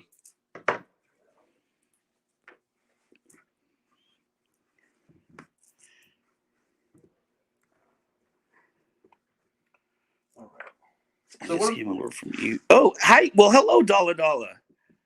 Couldn't see any other comments. Yes, we are doing a live stream, so these comments are going through It's going through both Facebook, our live stream, and on YouTube. So you may not be able to see all of the other comments that are coming up, but I do try to reference everybody and try to answer anything so that people that aren't on one stream can still get an idea of what people are saying on the other streams. Right. So this way we can kind of just like, you know, while we're answering the questions, kind of read out the question first and be like, this is what they're saying, so we know. Right. Yeah, because I know not everybody here can see what everybody else is saying, but we do have a good 5 or 6 people on right now commenting, and I don't know how many people may or may not be watching that aren't commenting. So Dawn was asking, and this may be a really good place to talk about it, but Dawn was asking what you would like to see in the builds coming up. Right now, we're doing this because I needed to finish out my helmets. We didn't have anybody else coming in to work on their stuff tonight because of SAC anime and some of the other things going on. So we just decided to do my stuff, which, you know, has just kind of been on the slowly getting done anyways.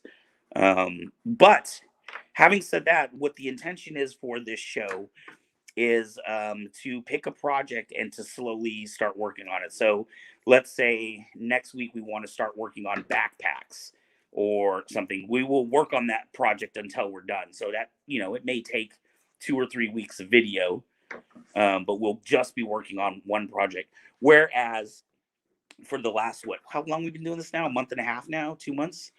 It's been basically anybody who comes in here brings their own project and we help them work on it. The challenge with that has been that it doesn't make for as fun video if you're trying to learn how to do something later, right? So, you know, it's fun in the moment, and especially for the people that are there. But if you were to go back and try to find this on YouTube and want to learn how to make a Mando helmet, it's kind of distracting to have all these other people doing other projects and for Dawn not to be able to focus on one project. It's harder to help people out if my mind is split between 5 different people doing 5 different things. Right. You know what I mean? It's sometimes because everybody was doing a different project. Say Wong was doing his cape. We had Sith Cat doing armor. I think what was Tony doing armor as well? Tony was doing armor, but like a different type of armor. He was doing Sintra armor. Right. Whereas Sith Cat was doing foam armor, EVA armor. I was painting my helmets. He was painting his helmets. We were painting his helmets. We were carving his helmets. We were doing that stuff. We were also sanding other helmets. We were also working on your son's stuff. The blaster project stuff. Yeah, so there was a lot. There was a lot, and it's you know, the thing is about this stuff. Sometimes the answers aren't always obvious. You know what I mean? It's not like you have a question and be like, oh, well, this is what you do. No, that's not how it is. Like, it's like, oh, well, I have no freaking clue, but let's figure it out. Right. You know what I mean? Because that's just kind of how it is. You know, especially if you're making something that you haven't made before or somebody hasn't made before. It's okay, you know? But it's sometimes it's a figure it out type of thing as opposed to just here are all the answers. Right. You know? Steve Jordan says, still looking to do a Super Commando helmet with Dawn. Dalla says, you guys have build get-togethers. We do build get-togethers. This is our workshop at the Kyber Cave. We are technically, we build lightsabers here, but obviously you're watching us do videos. And cosplay is kind of the extension of what we do with the lightsabers here. So, yeah, on Saturdays, anyone that lives in Solano County, you are more than welcome to come in with us. We have decided from 7 to 9 is going to kind of be our video times, although I'm sure it's past 9. No, I have no idea what time it is. I think it's like, I know we started late tonight. It was like 9:30 half an hour ago. So, I don't know. We're almost done though. So technically it's a 2-hour show, but you know, if it's a 2 hour, 3 hours, sometimes it might be 1.5. Who knows? Yeah, it's 10 right now. It's 10 is what it is. Yeah. But we're pretty much done here anyway. You know, I obviously we gotta put the God, look, that whole thing is just, it looks like one piece. That's amazing. And that's what I was talking about. Is originally I did try to do it in one piece, but it didn't fit right. So if you do it in multiple pieces, you can kind of make it feel all as one. Right. You know, so the entire helmet is completely covered in a soft foam as opposed to a hard foam. or you know what I mean, like a thin foam as opposed to like a really thick foam. Right. So it's not wherever your head is supposed to go in the helmet is where it's going to go. So now what we're going to do is we're actually going to. Oh, Dollar met us at Woodland Comic Con. Okay, so you're right up the road from us. We're in Vacaville here, so you are welcome to come out and build with us on Saturday nights when we build. To be clear, anybody's welcome to come out. If you live 2 hours or 4 hours away, you can. That's up to you. Right. You're not excluded from it if you don't live here, but It just tends to be easier if you're right, you know. Oh, Trying to find something. Normally I just use like a ruler, but right now I'm gonna use the binding of this binder here to try to measure out where I want to be. So like here. He says that's dope, bro. Definitely gonna try this foam for one of my helmet projects. Oh, it works. I'm in so Sac. well. Oh, it's all good. In fact, there's a gentleman on the other side of this wall right now who's from Sacramento. We have people come in from all over the place. And that's the other thing too. You know, if you're sitting here watching these videos and maybe you're not quite understanding this, or there's something that you didn't understand, feel free to DM us, and you can be like, hey, I was watching your video and I didn't understand what you meant when you said this or that. Feel free to message us and we'll try to help you out as much as we can. Yeah, for sure. Nice roomy workshop. Keep up the good work, fellas. Well, thank you.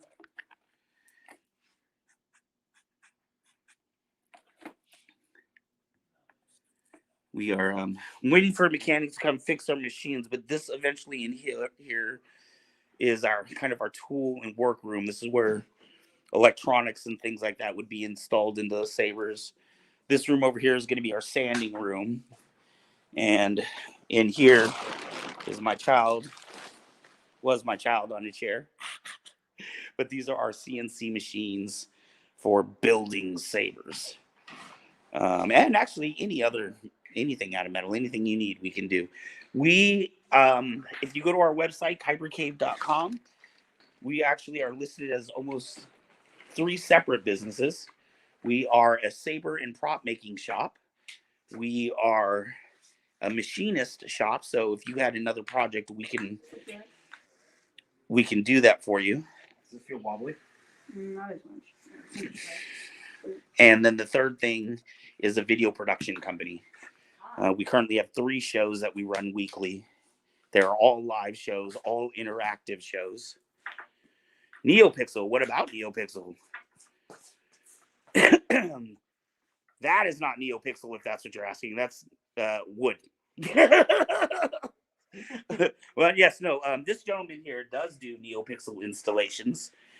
In fact, I don't know how far along is the Shoto, my Shoto that you were working on, but this gentleman is able to do some amazing things in tiny little sabers. Yeah, it's never fun, but I can do it. You know? It's always a bit of a hassle, but you know.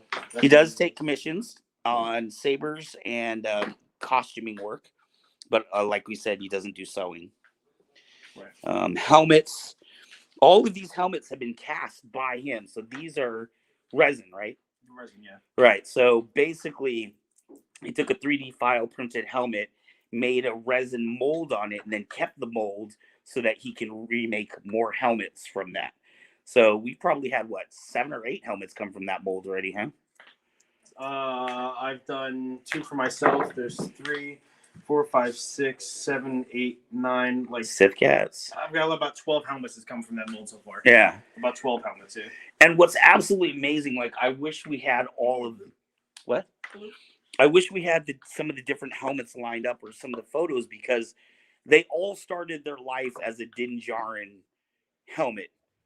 Right, but they ended up as something completely different. Right. Mine, with the Din Djarin helmet, it had this big line that goes across here, so you can see that I sanded that down. We made this one much wider.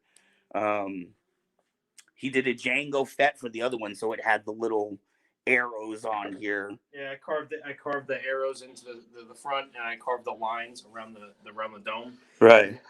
He has those, and we had to change the ears a little bit as well. Go. Do you make the Obi-Wan Hilt from episode 1?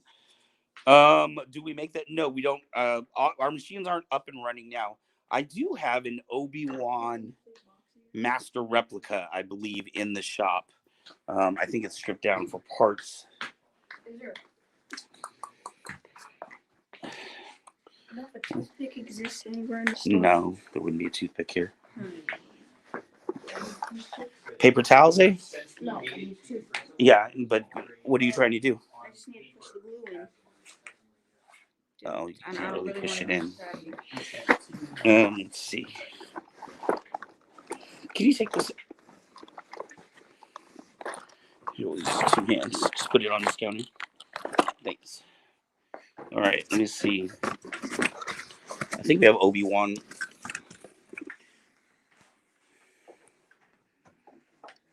This needs some parts, but this is a master replica. All the parts are in there. Oh, all the parts are in this for this one? They're in the box. Oh, wow. Made in China. What year is this one? 07. 07? Jeez. So apparently we do have the parts for this. We could put this guy back together. Oh, Steve said not that one. Not that one. So the helmet is not okay. So the original helmet was 3D printed, but this helmet is not. So what he did was he bought the 3D print from another gentleman, and you even got his permission to use it, right? Yeah, so I contacted the guy. It's actually from Great Ape Studios. He's the guy who came up with the actual Din Djarin helmet, the model for it. So I bought it from him. I talked to him about it, about allowing me to use it and stuff like that, and it was okay. So I made a mold of it, and then I started doing a couple castings of it. Right. That obviously is the Din Djarin, as seen in The Mandalorian. But it is very similar to a lot of the other shapes for Mandalorian. So you could do a lot of different things with them. Like we were talking about, we got rid of this. There's a ridge that goes down Din Djarin's head, as well as you have this crease that goes here. So on some of them, I filled in that crease to make this one piece as opposed to 2 separate pieces. Right. I took out the ridge for a couple pieces. So I started off with one major mold that I cast in resin, and then I take those resin casts and I change them to do whatever. Customize it to whatever the customer is looking for. It's basically like a starting point, and then I change them afterwards. Or I could just do a Din Djarin if I wanted to. Right. You know what I mean? There's nothing against that either. So. Right. Oh, episode 1. I'm sorry. Yeah. The we do not have one. An episode 1 Obi-Wan Sabre. I don't know personally. I haven't really decided the direction for Kyber Cave. I really wanted to stay away from any of the on-screen sabers, but the businessman in me knows that those are what everybody. I mean, that's what probably 60-70% of lightsaber sales are. What do you call on-screen canon sabers, as opposed to custom design sabers. But for example, like one of the sabers I really want to make, and what's really interesting is I just found out that it's in pre-production for a movie right now, and I found that out after I decided I had wanted to make the hilt. But the old video game Dragon's Lair, I wanted to make a saber out of that, and I guess Ryan Reynolds is working on a movie adaptation for Dragon's Lair right now, so that works out. It is spray glue. This is called. Which one is this? Oh, I'm sorry. Let me turn this.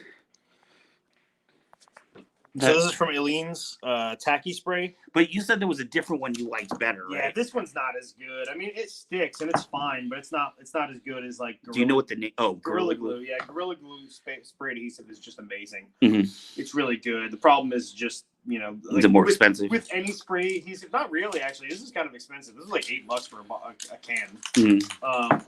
But what happens is with a lot of these spray adhesives, if you don't take care of the nozzle, like after you're done using them, they clog up, and then you end up getting like one use out of the can. So you got to make sure you really clean the can and make sure it doesn't go sideways. But like you can see, like this is not even sticking, and that's because it's not tacky yet. So I didn't wait long enough, and that's what's happening. This one's kind of sticking. Yeah, Steve, I know the episode 1 saber you're referring to now. But yeah, no, I don't have any of those, and it's not on my list of sabers to make. But it could be. I've actually been thinking more of like some of the legend sabers and other sabers that aren't necessarily as prevalent or seen on screen as much. I don't know, so many things we can do, so many different ways to go. The problem I feel like is, you can go to 4 or 5 different companies right now and get an Obi-Wan Sabre. So me making an Obi-Wan Sabre or making a Luke or, Vader, any of those things, I'm just kind of redoing what other people have done. And I don't know if I can do it better. Maybe I can, maybe I can't. But I personally would rather try some other things that people haven't seen.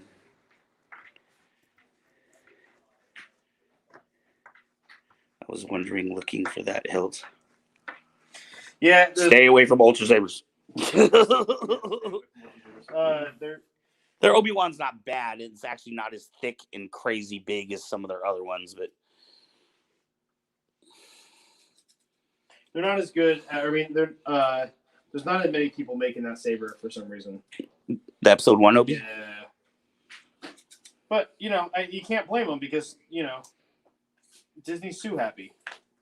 So either you make something too close to the original and then you get in trouble, or you don't and then people aren't happy. Right. It's kind of a no-win situation. Right. So the one I have in the box, if you're interested, I can talk to you about that. But that is a Master Replicas, and it's not episode 1. It would be an episode 4 saber, obviously.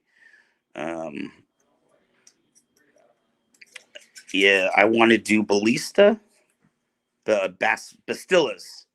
Oh, Bastilla Sean. Yeah. Ooh, yeah, that's a dope lightsaber.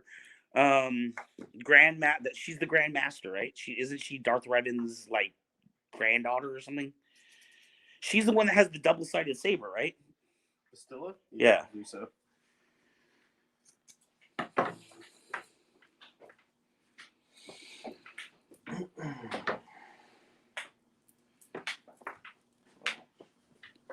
We are waiting patiently for this to dry.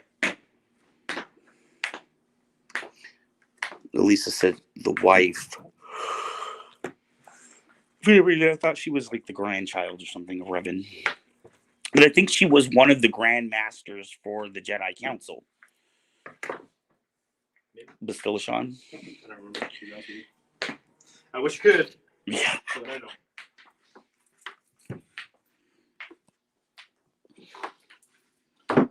So, back to the subject at hand. These tangents. So what we're doing is we have made now. This is the back piece for the back of the neck. Mm-hmm. I've added some pieces of foam here to try to just add a little bit of detail and also a little bit of making it hold your head properly. Yeah, a little bit more. Yeah, exactly. This is. I'm sorry. I'm paying attention to how much I don't like this. Don't get this. This is what I'm telling you right now. Do not get this. I tried this. This is the first time I've tried this today, and it is terrible. I mean, all of these seams they don't want to stick together or anything like that. The fabric seems to be sticking to the foam perfectly, but the foam doesn't want to stick to the foam with this glue, and I think it's just not strong enough. It's a very light. It's a lightweight thing. But because we're putting the fabric over the foam, it shouldn't be that much of an issue for this. It's not that big of a deal, but I don't like it. Yeah. That's too much. That's too much split there for me. That's not good enough. Right. But I'm also a perfectionist, so. But the thing is, $8. If you're gonna buy something for $8, you might as well get the good stuff. Get the good stuff anyway. You know what I mean? So what we're gonna do is what I want to do for this is I want to spray the entirety of it, which means I want to get these edges, which are really important. Mm-hmm. Okay, because otherwise the foam or the fabric's not going to go into where it needs to go. So I'm going to spray all of these diligently. The fronts.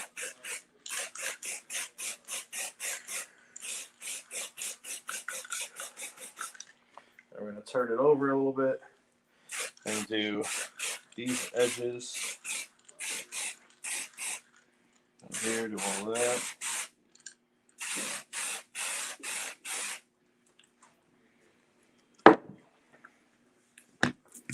And now it's all sticky, which is nice, which is what we want for now. I'll put that to the side. I'm going to cut off.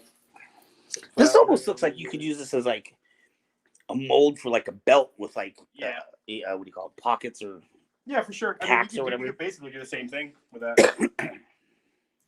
So we're going to take some of this. We're going to kind of measure it out here.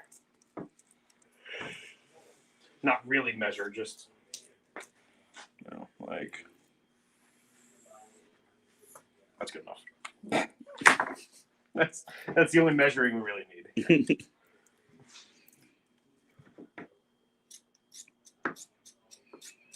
So yes, please, since we've got so many people online, we would love your suggestions for what you would like to see built next on this show. We may possibly even be able to start that next week. I don't know if we have anything planned. We don't have anything planned, but we definitely could. We could make adjustments and do what we got to do. You know what I mean? If somebody has some idea and we really like that idea, there's no reason why we can't do that. Right. So anything you would like to see that does not involve sewing. Yeah, like I said, we could do capes, we could do armor. What are some examples of things you could do? Weapons, weathering. We could do a video on molding. I say that reluctantly because I'm not sure if we have material. Molded material, but I could probably go get some. So yeah, we could do videos on molding. We could do videos on casting parts. I could do another video on the helmet. You know, that more people are watching. I could do another video on the helmet. Mm-hmm. Casting a helmet. We could do scratch building. We could do something on perhaps 3D printing. We could do something on leather work. We could do some have leather products. We could do something next week. We'll definitely be touching on at least doing Say Wong's weathering. Right. For his helmet. But if you have any ideas, because it's hard to think about stuff, unless Dala is saying painting with spray paints. It's painting with spray paints. Oh, I mean, yeah, we could do that for sure. That's not because you have the gun, right? The air. What do you call it? The air gun, the paint gun thing. Why can't I remember what the hell? Yeah, I know. Like any other time. Airbrush. Airbrush. Yeah. I know how to use it. I know. I just couldn't remember the name of it. I promise. Steve said if I was there, I'd be a sewing guru. Well, come on, Steve. You're only in Southern California. You're only like 6 hours away. Come on. Airbrush. Thank you, Dala. Yes, airbrushing. I have an airbrush. We could definitely do stuff with that. Whatever you guys want. That was how we did that green helmet over there. The red part of it, yeah. We used the spray can for the green. That's right. For the red, we used the airbrush. This is the green. Actually, Montana Gold. This was a nice one. This is actually this is a spray can and spray paint used for like graffiti artists. It's actually meant for that. Right. It's really good though. It works really well. It has a really nice tip on it, and you can actually get different tips that spray different ways. But these colors are very often found in Star Wars. Huh? So like the blue of the Shore Trooper, the Shore Trooper has that like blue accent to it. Mm-hmm. Montana Gold has that color. Mm. Some of the different browns, some of the different Din Djarin's old armor, Montana Gold has that color. Mm. There's a lot of them that for some reason have that color. Oh, that's right. I forgot you're in New Jersey, Steve. Yeah. Well, all the more incentive to get the hell out. You shouldn't need any incentive to get out. It's New Jersey. Not that I really like California any better, but New Jersey really sucks. Now I'm just kind of pushing it in. Hey, you didn't get to meet Adam Savage in Jersey. Yeah. But, yeah. Listen, but as you can see, That looks so nice. it gives it a nice look. What? Are you guys pounding on anything? No. Well, kind of. Why? Oh. Oh, it's that. Okay. Oh. The wall was shaking. Yeah, it's just shaking the wall. It's like you're making pizza dough. Just trying to put my fingers or my hands in here and really get it to sit to where it needs to sit. Trying to apply some heat. Getting it around the form afterwards, that's easy. You know what I mean? What's most important is trying to get it to sit correctly here.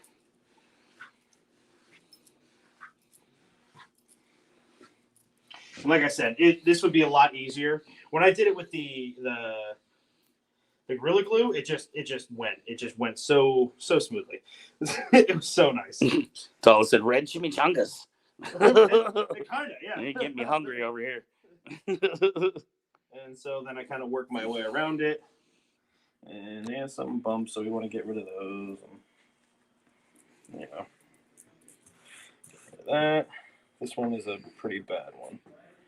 Right there, so. There we go. And I have kind of a curvature here that I wanted to go with, so it fits around the cheek a little bit better. It's amazing how these all go in like puzzle pieces when you're done, and when you're done, like when I looked in the Django that you did, it just looked like one solid piece. Yeah, that's exactly what I wanted. That's that's the whole purpose. So now I'm gonna go around the corners here and kind of cut off the corners so that I can fold it in without them having to overlap too much. And this one is more square as opposed to the rounded one, so it's pretty much just.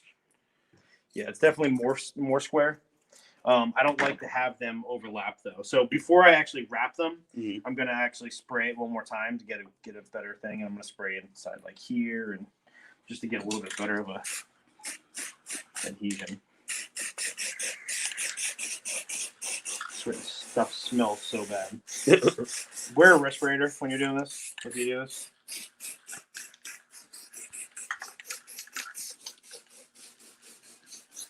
So Steve is from Jersey. Dalla is from right up the road in Sacramento. Elisa, where are you from? And I know where Say Wong's from. No, I mean, I know he's local. I don't know where he appears from. Where he's from. But I know that he just appears every Saturday. He's around here.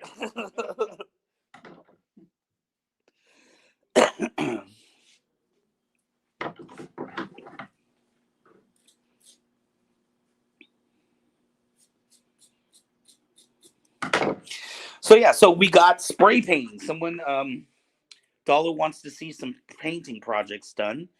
Any other suggestions on things to build? There's the only reason I say that. I'm not saying that the painting is a bad idea, but if we're going to paint, it would be nice to build something to paint onto. Right. Otherwise, we'll just be painting the walls in here. Painting. Just paint. They were just doing paint. Nothing in particular.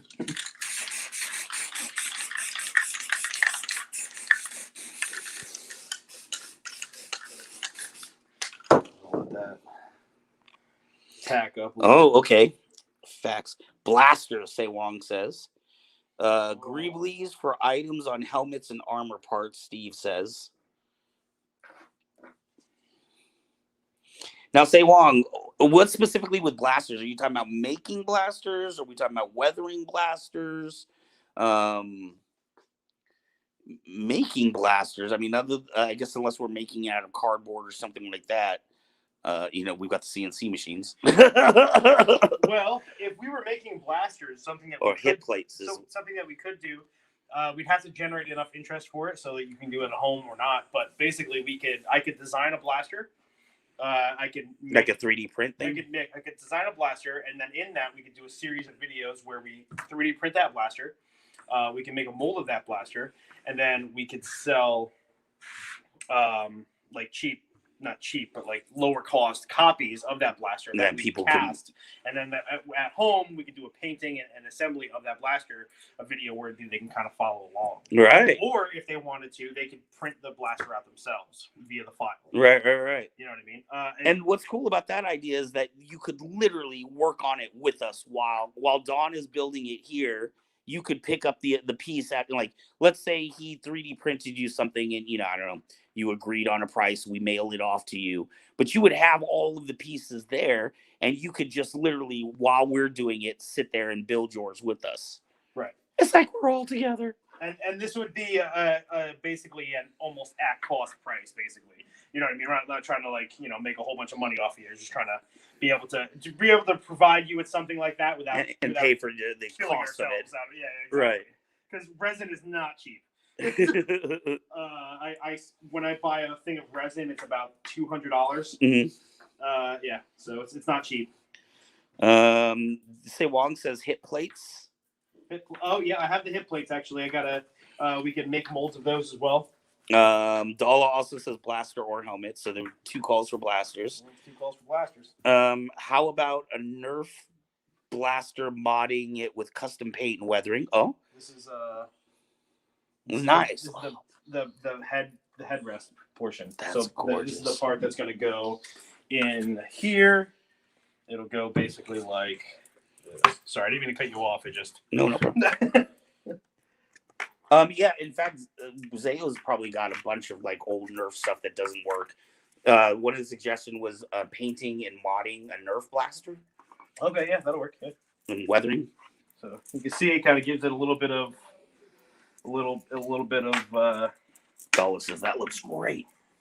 Yeah, and it feels great too. Like that's not even a lie. Like this fabric is so soft. Oh yeah, it's buttery. It's so soft and it's so comfortable. You know, I'd like to want clothes made out of that. Yeah, honestly, I'd like to make a tracksuit. Ooh, we could do. What is it? Tracksuit mafia. Oh, Make me a suit, bro. So that is the back piece, and we'll glue that in afterwards. Now we just got to do this one right here. As you can see, it's already splitting. Like this is terrible.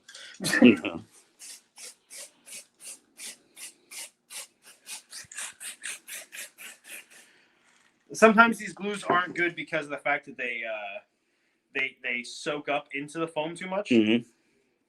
So if they're a lighter glue, like fabric glue specifically, they soak up too much and then they don't want to stick to each other because there's no glue on the surface anymore. It's already got absorbed. Right. So what we're doing here is we're actually going to put a second layer on. Because once that first layer on, it's also keeping a seal now.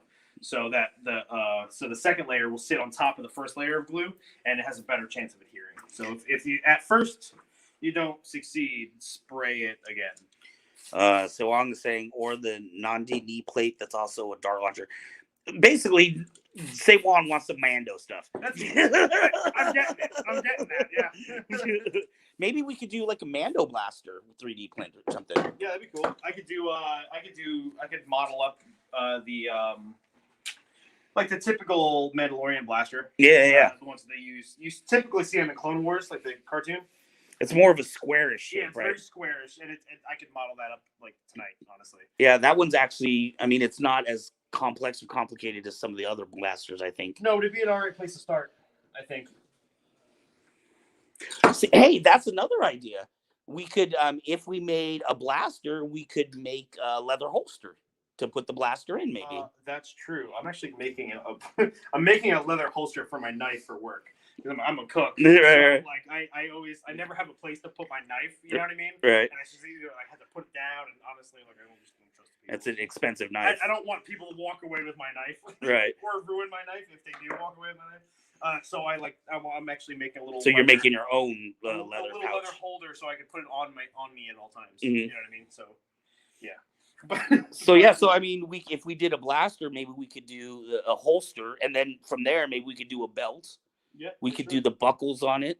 A lot of these things kind of run into each other. Right. It's like it's all about what you guys want to see. So. Dalla says I'm down for Mando stuff as well. Steve says, what about clone biker scout armor? Clone biker scout armor. We could do that too. So the thing is, when we're doing this, we got to think about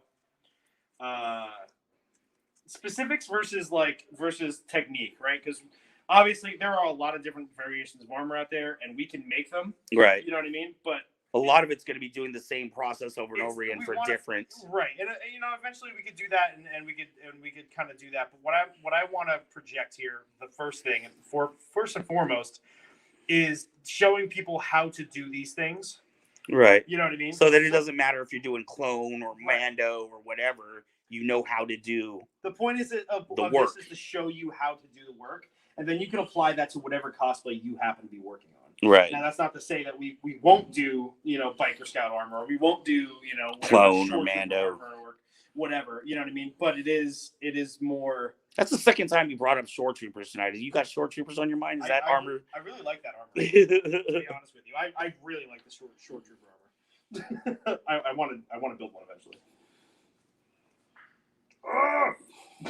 That glue. It's just not working for me right now. Plus, my fingers are all sticky, so like as I'm trying to push this together, it's also pulling it apart. Wear gloves. If I haven't mentioned it 5 times already in this video, wear gloves. All right, so Elisa is in Seattle. So we got Seattle, New Jersey, and Woodlands. Oh wow, Seattle. Yes. Holy crap! How did she find out about us? I'm curious. Through about that. Steve. Steve Okay. let her know that we were doing this build tonight, and so she tuned in. Awesome. I'm glad to have you here. Now, She's the one that's doing. She's building costumes for her 3-year-old. Oh, that's phenomenal. Yeah, that's really good. I think it's really cool to get kids into this stuff really. Right. I wish I got into this earlier than I did. You know what I mean? I was heavily into music and stuff, so I never really did all this stuff. And then I started dating a girl who was really into cosplay, and we started doing it. And I was like, wow, this is awesome. I just kind of like dove headfirst into it. Right. But yeah, this All right. One of the cousins to the biker scout. Oh, the clone biker scout. One of the cousins to the biker scout. Or wouldn't that technically be brothers? I think all the clones brothers. Well, except for Omega. Omega. Rika. Rika. Eco. Speaking that accent for the whole rest of it. You know what's really weird, and that doesn't make any sense at all? Why do they all have the same damn accent? Right? It makes sense that Jango Fett has that accent, but why do the clones have that accent also? They didn't grow up hearing that. That's true. I never really thought about that. No sense at all. That is a good point. Why do they all have that damn accent?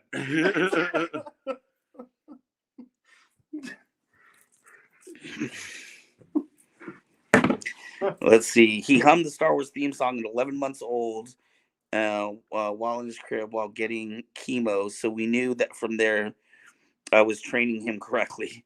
And he's Star Wars for life. Yeah, that sounds like it. Yeah, I'd say the same. It sounds like that. Well, it sounds like you got a little trooper there. I'm sorry that he is having to go through chemo and those other things. But I would be happy to send him water bottle.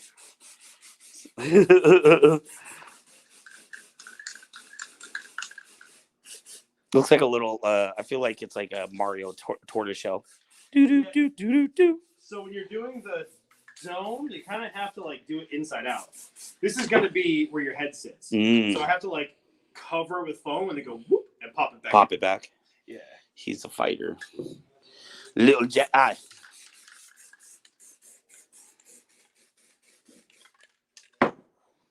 Or Sith. Just like, God, I hope they don't mess up acolytes, dude. I really want that to be. They're gonna screw it all up. Damn it! Just accept it. Don't tell me that. They're doing so well with the Disney Plus stuff so far. Yeah. I mean, did they change who's in charge of it? Is it? Yeah. I'm not saying anybody will necessarily be bad, but I'm saying that Jon Favreau and Dave Filoni would most certainly make it good. Right. That's all I'm saying. It doesn't matter who else is doing it. I don't care. You know what I mean? Those two are the ones who are going to make it amazing, if anybody. That's it. Everything they touch is just amazing. When it comes to Marvel or Star Wars, you know what I mean? Right. Yeah, it doesn't matter. But you got to think, Jon Favreau basically started the MCU. Yeah. Exactly. If it was not for, I think they were saying that Marvel's budget was so bad at the time that if Iron Man had failed, it would have crumbled Marvel. Wow, that's freaking horrible. Well, just before that, like 15 years before that, Marvel claimed bankruptcy, which is why they sold their properties to Sony and everybody else. And now when they started building their MCU, like so many of their properties are sold out to other people. They're like, fuck. Yeah. Well, that's what happens, you know. This is a little bit harder because it's kind of a Dollar, thank you for tuning in. He says out for the night. Yes, I understand it's getting late and we are almost done. Oh, Say Wong says acolytes won't happen. well, Grogu's going to be the dark side. I kind of hope so, honestly. That'd be cool, so I want to see an evil Yoda. There's a strong reason why Patty Jenkins pulled out. I thought Patty Jenkins was doing Squadron. I didn't think Patty Jenkins was associated to Acolyte. I thought she was associated. What was that, Rebel Squadron? Or well, there was supposed to be one that was about starships or something, the X-Wings Squadron. Oh, Rebel Squadron maybe? Or Squadron? Rogue Squadron? Something like that. I don't know. I don't really follow that stuff. I'm more about the Sith versus, you know. Yeah. Okay, so what we're gonna do is this is not working for us right now. So in order for us to not have to waste this fabric right now, I'm going to take this apart. We're gonna have to do this another night. We're gonna have the other glue with me. Okay. Because this is just falling apart. It's not staying together at all. Yeah. So we're gonna lay this out. Save this for later. That's okay. And we're gonna save that's it. okay. Yeah, that's okay. Just happy accidents. Maybe it'll stiffen up. I hope it doesn't. Rogue Squadron. But worst comes to worst, it was like $5 for this fabric, so we can get more of it. Yeah. But this came out nice. I'm happy with that. Yeah. Yeah, really nice. And it fits really nice around the head. Put this in here. We can kind of close out with you trying this on a little bit.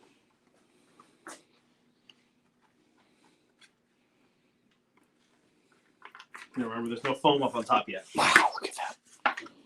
But it is super nice. Like, really comfy here. Wow. Good. Switch places here. Yep. Yeah, I wish you guys could feel the difference between the weight of this helmet and the other one, the X-Wing pilot helmet. Oh my god. A little tight? No, it's not. It's nice. It feels so nice. It's like a pillow on your head, right? Oh yeah, dude. No movement. Yeah, I can feel just a little one, but the top is gonna stop that. Yeah. And it's not like hurting or anything. It's like a hug on your face. It's not uncomfortable at all. Yeah, I know. That's what I'm saying. It's a good fit, right? Yeah, no, it feels so nice. Yeah. Yeah. So, we just wanted to get this in there, and you can see the cheeks what I mean? here. If you have a bigger head, you don't have to do this accent, or you can get even a slimmer foam if you wanted to. You know what I mean? Or you could do it on, something thinner than foam and use the foam for the padding. You could do a lot of different options. There are a lot of different options, and it all depends on the person who's wearing it. But, right. Woohoo! So yeah, we can. Yeah. All right, so I think that's going to be probably about it for tonight. I think we're over. I know we're over, but.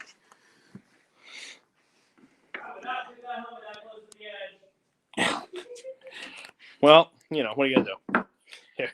Show the strength and dexterity of this helmet. Nope.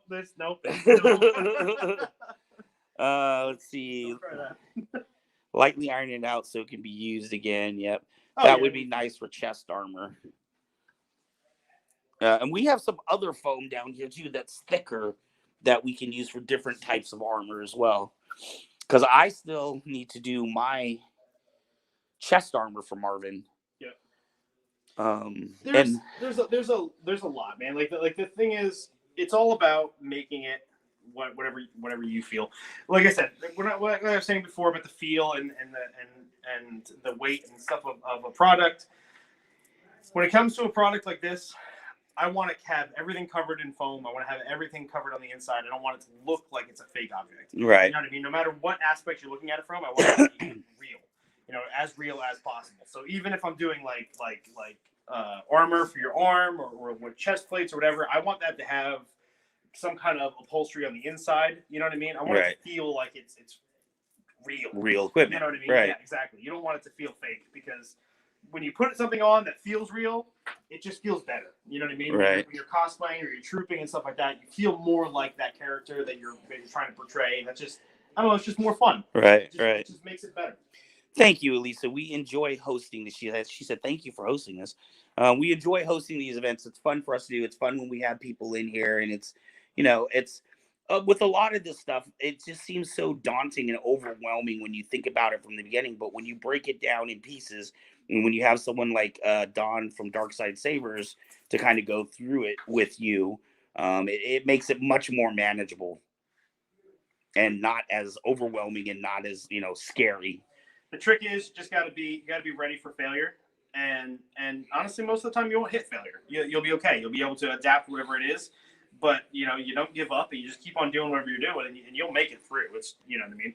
All this stuff is not stuff that I've necessarily learned through anybody else. Right. You know what I mean? This is stuff that I've created in my own head. You know what I mean? To try to do these things that I need to do, and I've tried a lot of different ways to do it, and this is the one that works best for me. It Right. may not be the best way for you. That's fine too. You know what I mean? But it's an idea that may lead you to another idea, and that's okay. Right. But.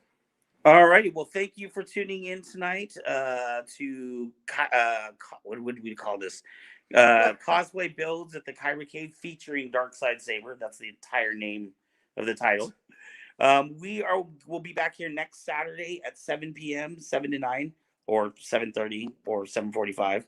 But we're gonna try to be here as close to 7 and started as close to 7 as we can. And I know Say Wong is going to be in here, so you'll get to see a little bit more about the weathering on materials. Your lightsaber is not going to be a failure. We will get you through this, Elisa. Oh yeah, we'll do it together, Elisa. What? Oh yeah, go to kybercave.com. Please help support us by buying a keychain or whatever. Thank you, Ezra. go buy stuff. Buy stuff so that we may build more shit. All right, we love you all. Thank you guys for tuning in with us tonight, and don't forget to tune in tomorrow night to Saber Rattle at 7 p.m. Say bye, Don. Peace out, guys.